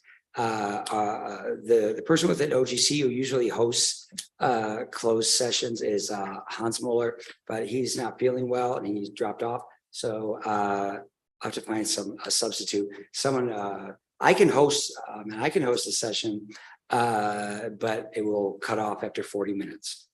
Then I can re-host it. Okay, so let just clarify, we're gonna keep the Zoom that is the open meeting running. But you'll just see a screen saying we're in open or closed session.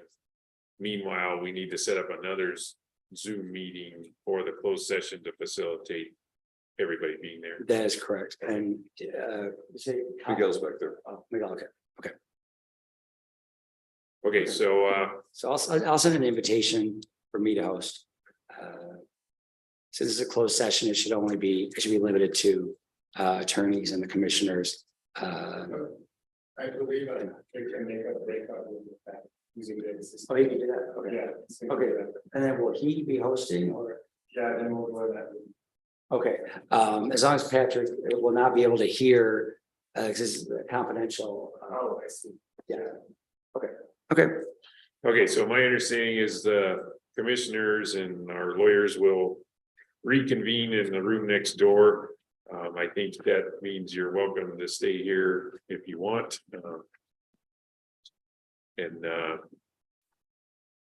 Will it just be instantaneous for back in session or?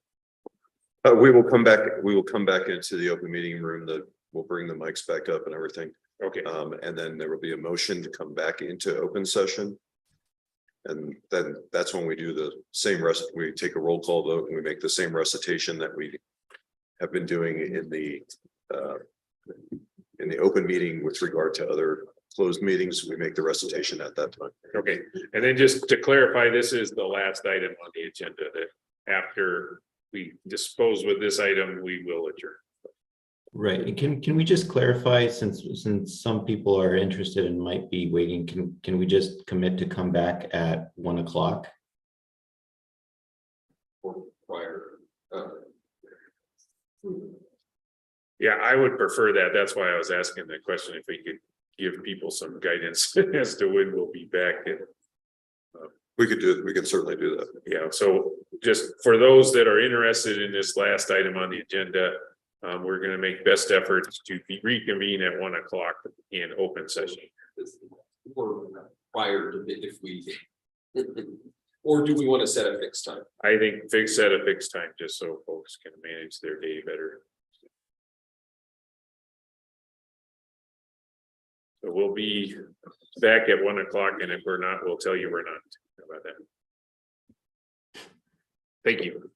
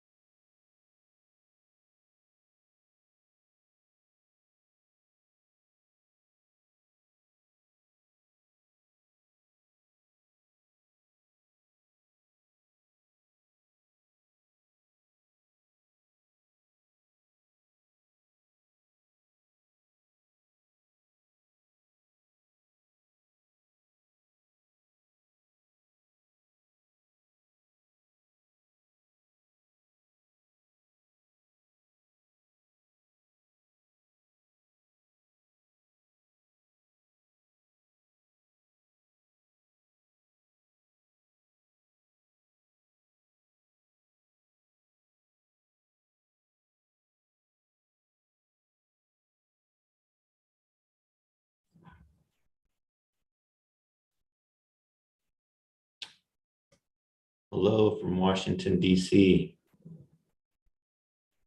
In.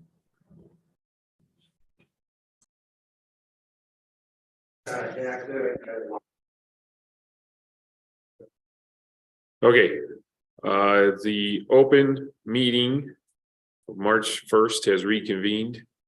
I see all three commissioners are present that were present at the roll call, so I think we can proceed.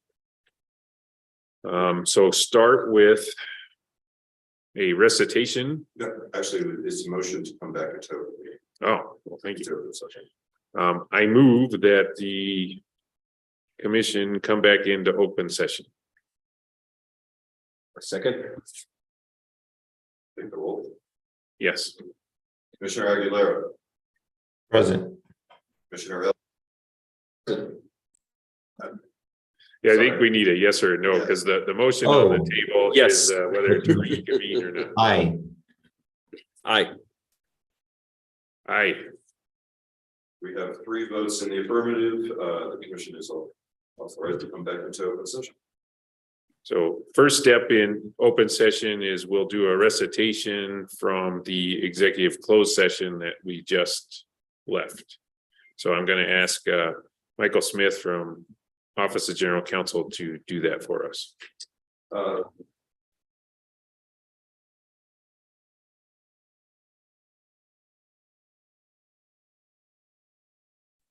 If it's happening, it's on mute.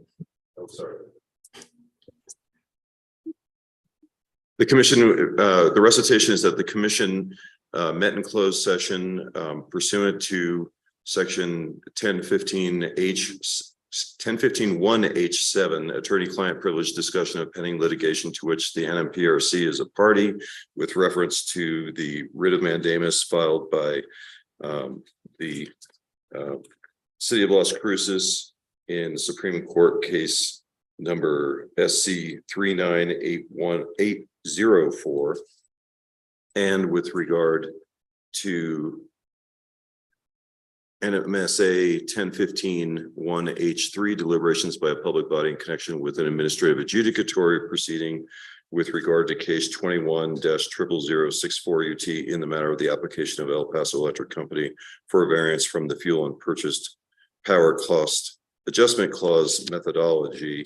And the only matters that were discussed in that closed session related to those 2 matters. And Michael, did you want to mention H7 as well, section H7? Or did you? I did. Okay, That was the I'm first sorry. one. Sorry about that. Thank you. Okay, thank you, Michael. So coming out of the closed session, I would like to propose that the commission discuss and potentially act on taking a motion to acknowledge that the time has lapsed on El Paso Electric's motion for rehearing that was filed on January 27th, 2023. So commissioners, do you have any discussion or question, or if you're so inclined to entertain that motion? I have a little bit of discussion just to state that under statute 62-10-16, the commission either has to grant or refuse an application for rehearing within 20 days. And I believe that the commission did not do that. And therefore the rehearing was refused because there was no action by the commission.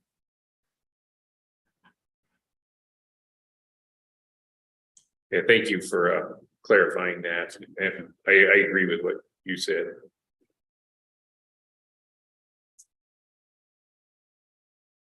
We just point out the reason there was no action is because we did not have an open meeting on February the 15th because of a snow day. I realize that may be beside the point at this stage, but that is the reason why the commission did not take action.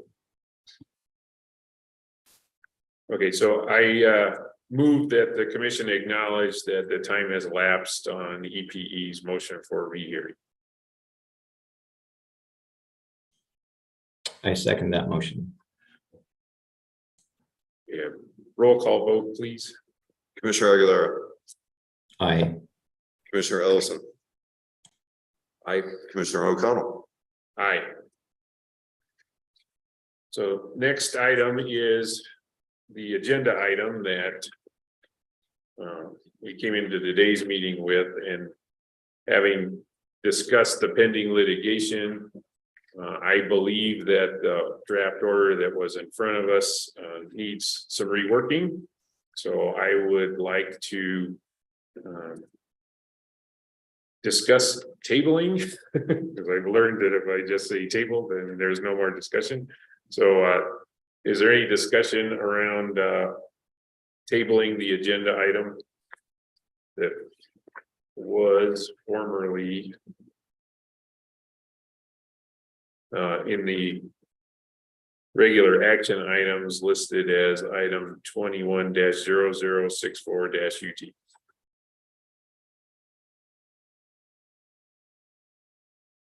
I have nothing to discuss other than I would support the tabling of the current draft order.